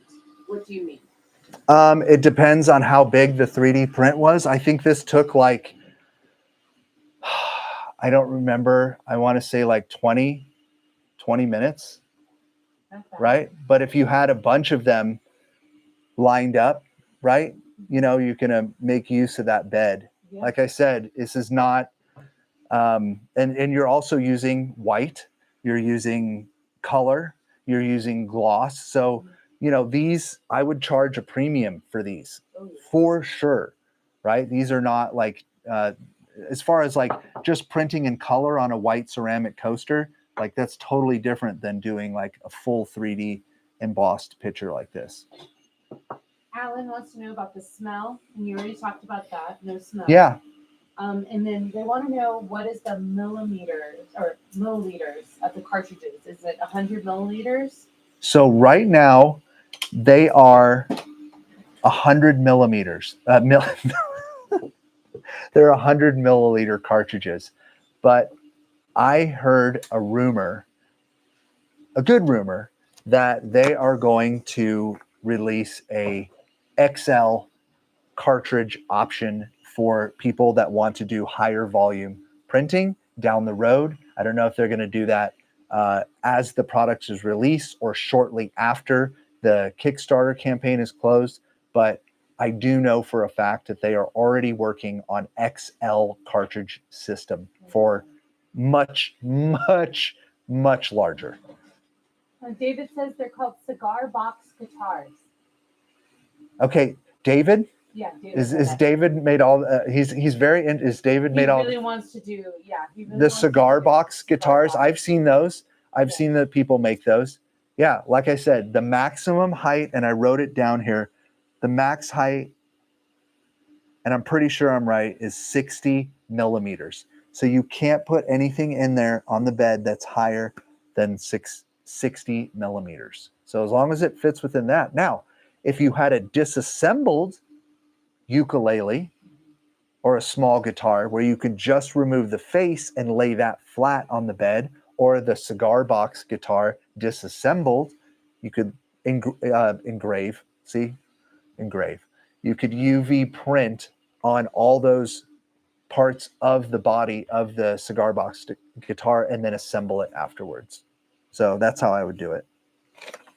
Yeah, so just read on Kickstarter comments from beta testers that they're working on a high capacity continuous ink supply system. Exactly. A modular ink solution designed to expand print capacity and lower the cost per print. Yeah, so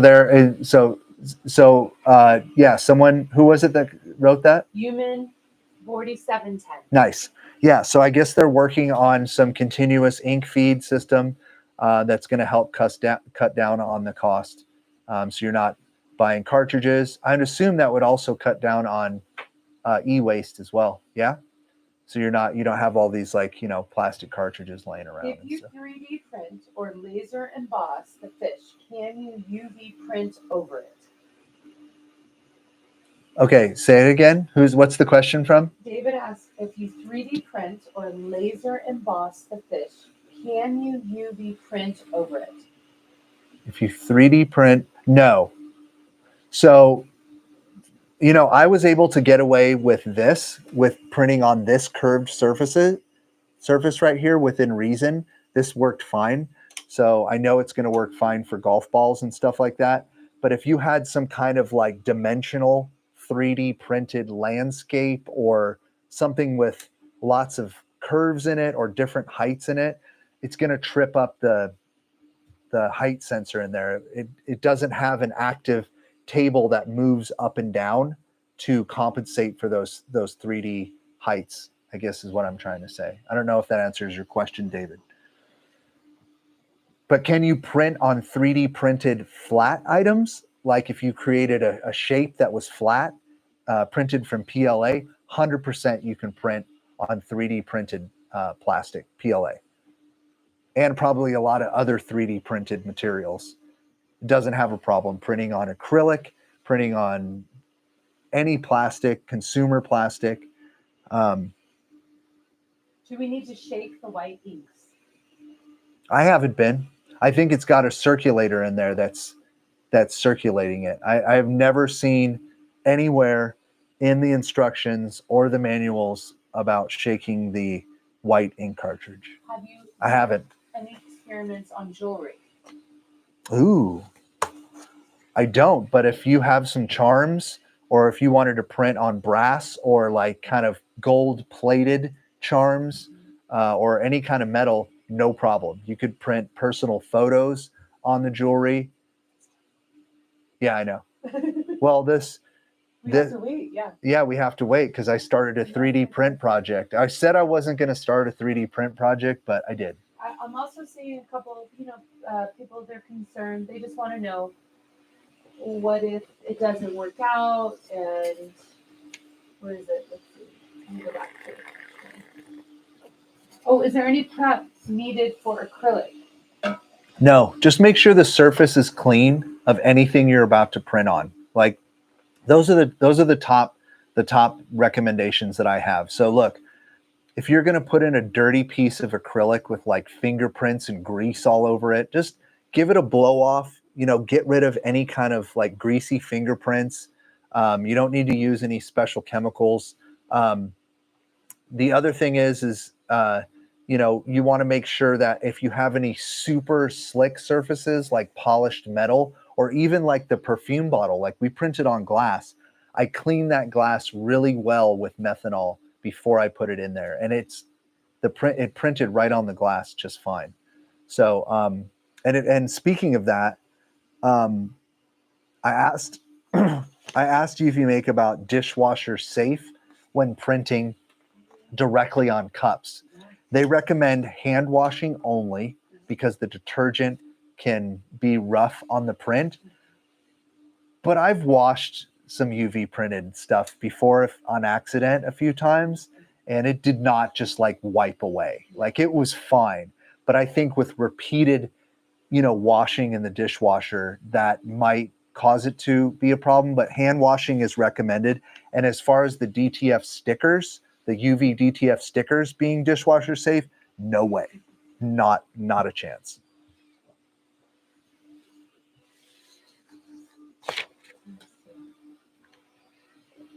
So we're at 30% right now of this 3D textured print on these lighters. So keep in mind, I kind of raised up the texture a lot. I was a little extreme. It looks really cool. I can already see the raised kind of texture on the lighters.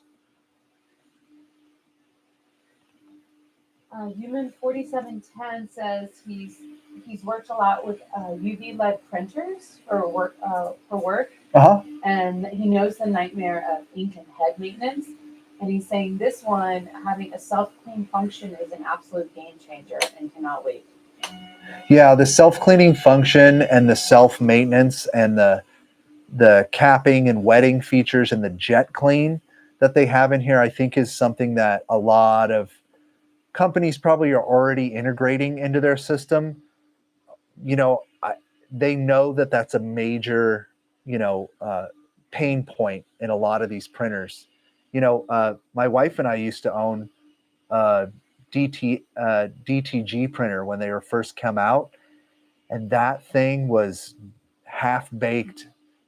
Nightmare. Had to fight with the company to take it back, and it all had to do with the ink heads clogging, the white ink clogging up the heads, getting jammed up, not being able to unclog it, running cleans, filling up. I mean, it took you a lot to do it this. took me a lot. Yeah. I after my experience, I had post-traumatic stress disorder from anything that had ink cartridges in it. Like, because of that DTG experience, it was a nightmare. So for years, I was like, nope, nope. But I warmed up to this machine, and so far, it's been really good. What, honey? Yeah, someone else said it took 5 years to feel done. Yeah, I mean, when it goes bad, it can go bad for sure. So it's not. So Resin Dragon Studio says UV resin is not food safe either. So if you put it on a cutting board, they should not eat off of it or cut on it at all. No, I agree. I agree. I don't think that would be a good application unless the cutting board was just a decorative cutting board and going up on someone's wall as a decoration in the kitchen. Definitely not. Sherry says that this company had a 3D printer before and they stopped selling it. Yeah. Do you have any thoughts about that? I honestly, I saw some comments about that. I know people have mentioned that. I know there's something about that, but I never had their stuff. I actually never even really heard of them or what they were doing before until they reached out to me and were like, "Hey, do you want to try out our machine and combine it with laser engraving and give it a shot?" I didn't know I didn't know any of that, so I'm not going to comment on that because I don't know. Oh yeah, they said I need a mic. A microphone? Yes, I agree. Yeah. Yeah. Thank you. Yeah. Well, we can do the chat replay, so I'll try to repeat the questions. Yeah, I'll try to repeat the question. Do you think this could print on sublimation blanks? Could this? So, do I think this could print on sublimation blanks? Yeah, no problem. I mean, I don't have any sublimation blanks here, but I mean, why not? The coating on the sublimation blank is just another type of polymer coating. So I know it can print on polymer. So yeah, it should be able to. Is there a place to mount a video camera inside the print area? Oh, so you can kind of monitor the print as you're doing other stuff. That's a really good idea. Now, this lid, there is a lid up here that I'm not going to mess with right now. There is a viewing window up here on the top. It's tinted, and you can remove it when it's not in use. If I were to open this lid right now, I believe that the printer would stop functioning, and it would either, I'm not going to do that. It would stop and say, hey, the lid is open. Either put it back on and continue your print, or the job was canceled. Like, I don't know what it's going to do, but I know that there are sensors in the lid, and does not like it when you open it up mid-print. But when it's not printing, you can open this up to view down in the top, and maybe there's some space in there. You could put some micro camera and then put the lid back on. I don't know.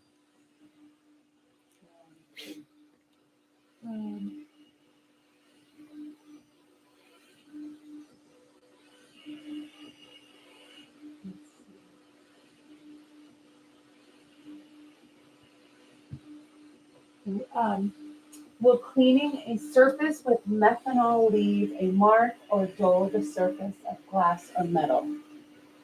No, no, it doesn't leave a mark. But I will tell you, it will remove cured UV ink that's been cured. I don't know if acetone's even more stronger than methanol when it comes to removing UV cured ink, but it will remove the ink. And also I use methanol for, let's talk about laser engraving for a second. So I use methanol as well to clean up acrylic after I've done 2-ply acrylic like Laser Max. Whenever I do an engraving and then cut out the Laser Max, if there's any soot around the engraving or around the edges, I use it to clean off even the metallic stuff, colored stuff.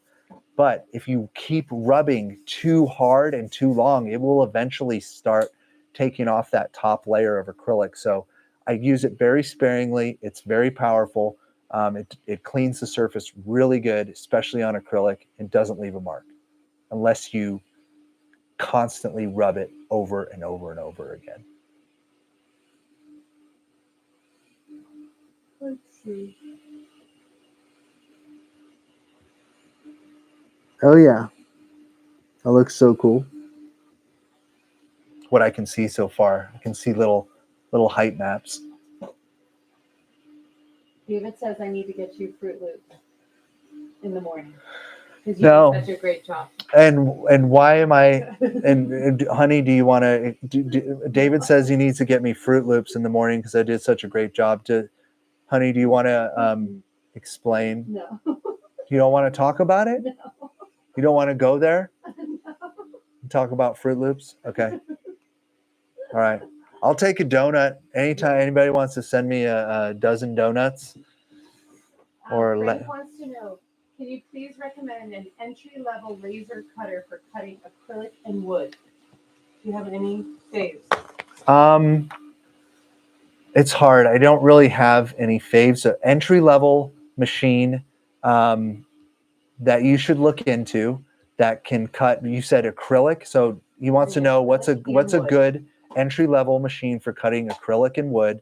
One of the machines that I've been kind of poking around with and lately is the One Laser with the RF tube. So you should check out One Laser and the RF tube. I don't have any links in the description of the video, but definitely go check out their XRF 30-watt CO2, or you could get their glass tube option, but that is a good entry-level machine, and I think they've done a really good job at that. There's a lot of machines I could recommend, but that one came to mind first, and I think it's definitely got some good speeds to it for an entry-level machine. Can you observe the path that the printhead takes on the printed object? Left to right. I'm not sure. Can I observe the path that the printhead takes on the printed object? I mean, it's not moving front to back. It's moving left to right. So back and forth.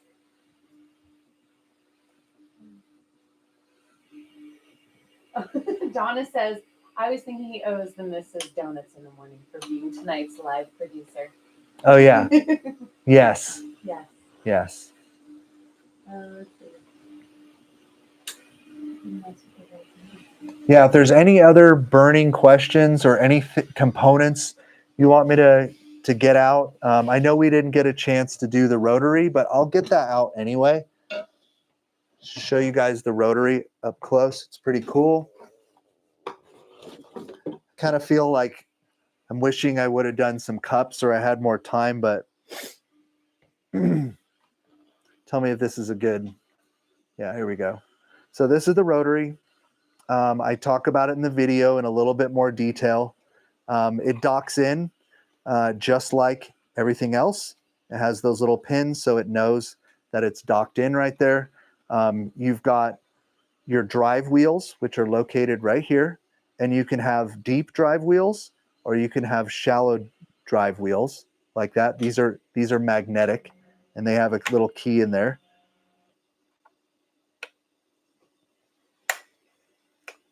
And then this is your hold down clamp to go on the inside of the cup, just like a regular rotary would have. Okay. And this is actually an extension. Did you see this?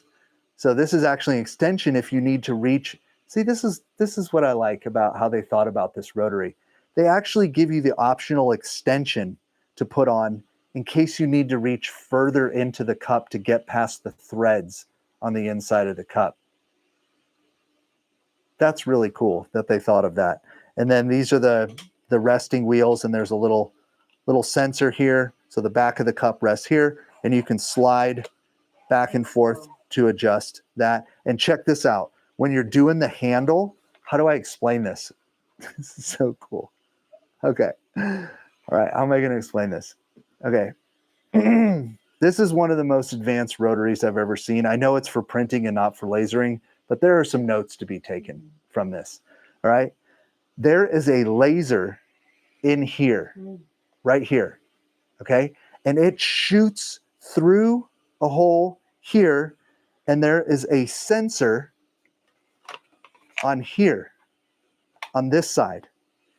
So when that handle swings through as it's measuring the cup with the handle, it breaks the laser beam, knows where the handle is, then it spins the cup back and breaks the beam again, knows where that handle is, and that's how it knows where the handle is and where to position the cup. There's literally another laser in the rotary, a sensor. And I mean, okay, I'm done. But anyway, that's that's the rotary. Maybe we'll do another demonstration on the rotary. It's really cool. Can you observe the path that the print head takes on the printed object? And is it a clean print? I'm not sure. She already asked that question. Yes, Yeah, that was so.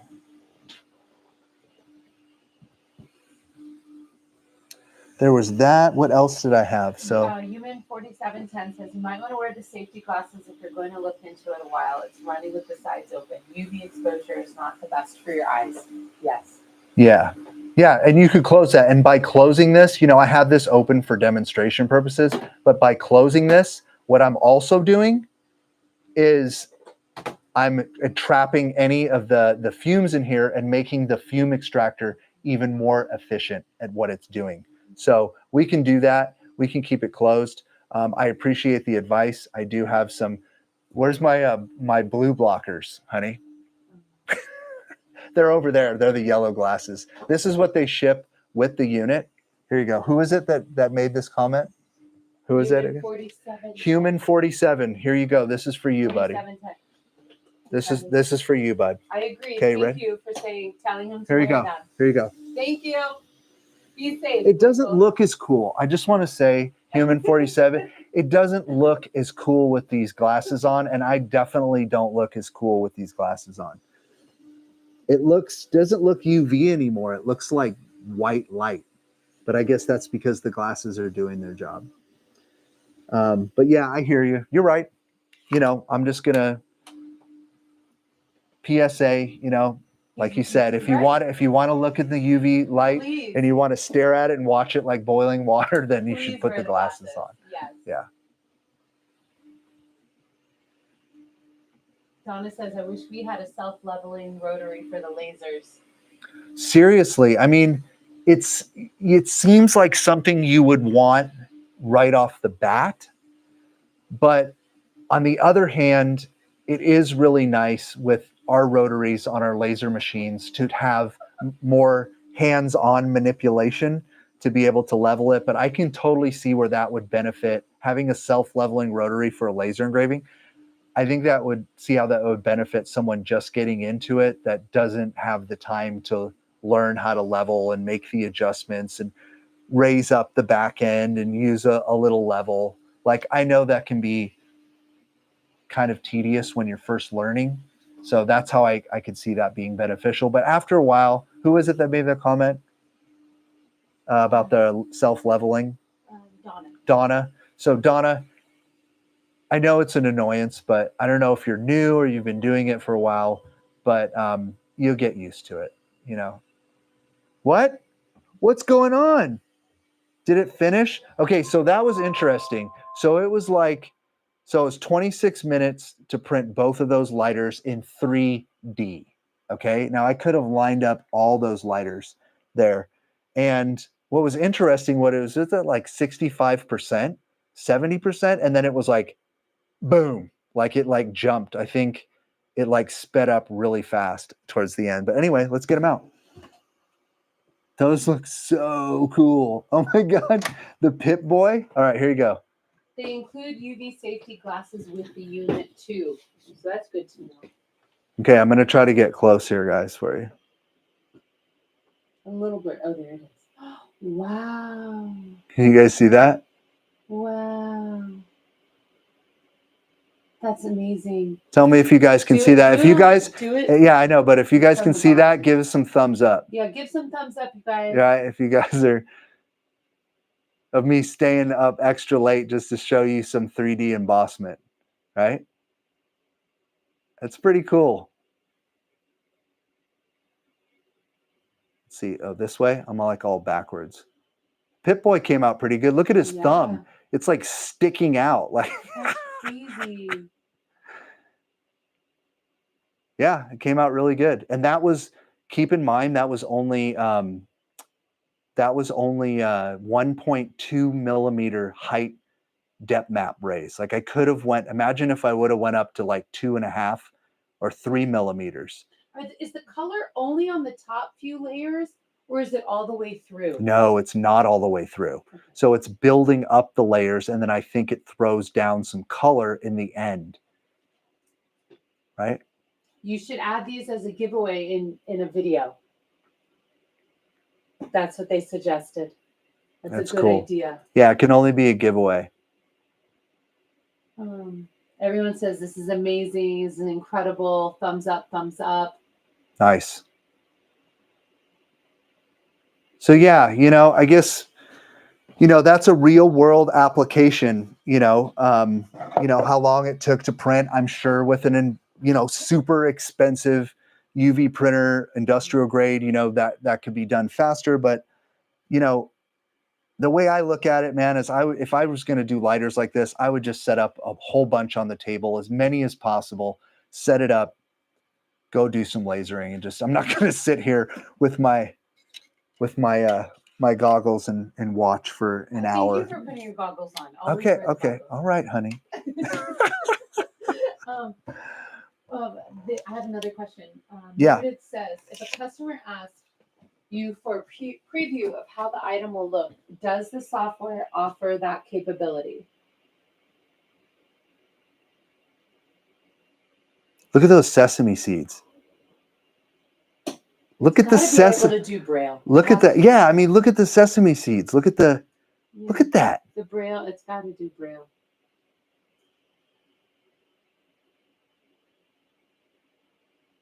That's crazy. Yeah. Anyway. If a customer asks you for a preview of how the item will look, does the software offer that capability? I did not see that feature. Software is asking me, how would you rate the quality? I'll give it the Pip Boy thumbs up. This looks amazing for small custom orders. Yeah, for sure. And will it smudge if you touch it immediately, per other videos I've watched? Negative. I have smudging. not experienced that at all. Do the seeds actually feel rough? Yes, 100%. Whatever depth map AI software that they're using to extrude, you can feel every single sesame seed. I'm not joking. That's what kind of like, it's kind of nuts.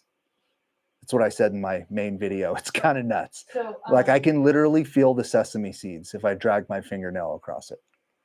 I have no idea what wizardry is in the software doing that. Dustin says 23 minutes isn't terrible. That's how you can run a decent business with that. Yeah. And if we were just doing regular prints on the lighters, it's not even close to that because we're not building up any layers. All right, what do you think, hon? Is there any daily maintenance?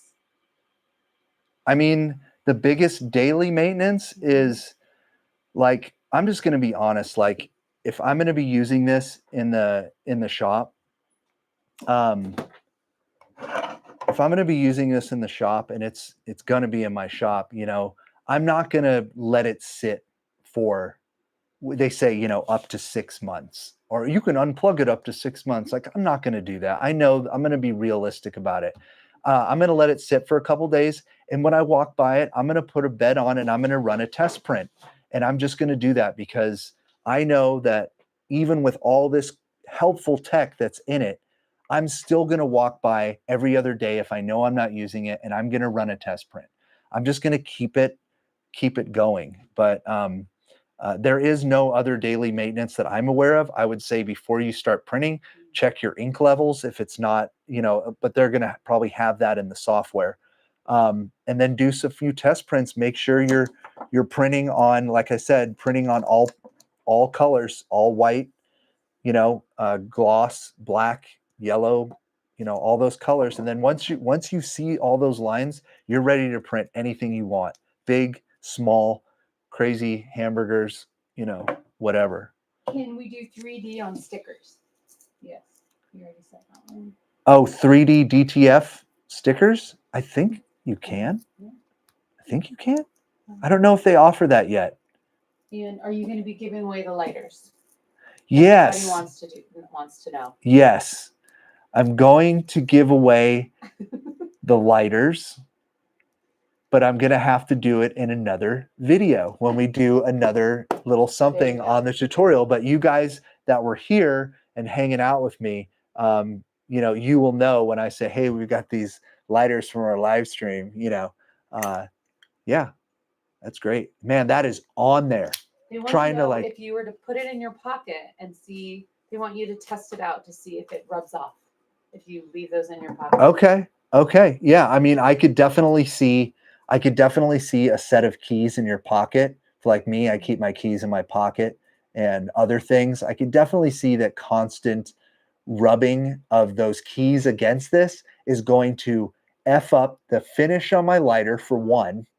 And it's probably gonna mess with that as well. What if you do it on a wallet and see how that works? Ooh, That like would be a leather wallet. Leather wallet, yeah. Yeah, I'll put Puts the burger wallet or a bass wallet. Bass. Okay, I'll do some rough testing for sure. Have you printed on a stainless steel plate yet? I have printed on stainless steel. It works great.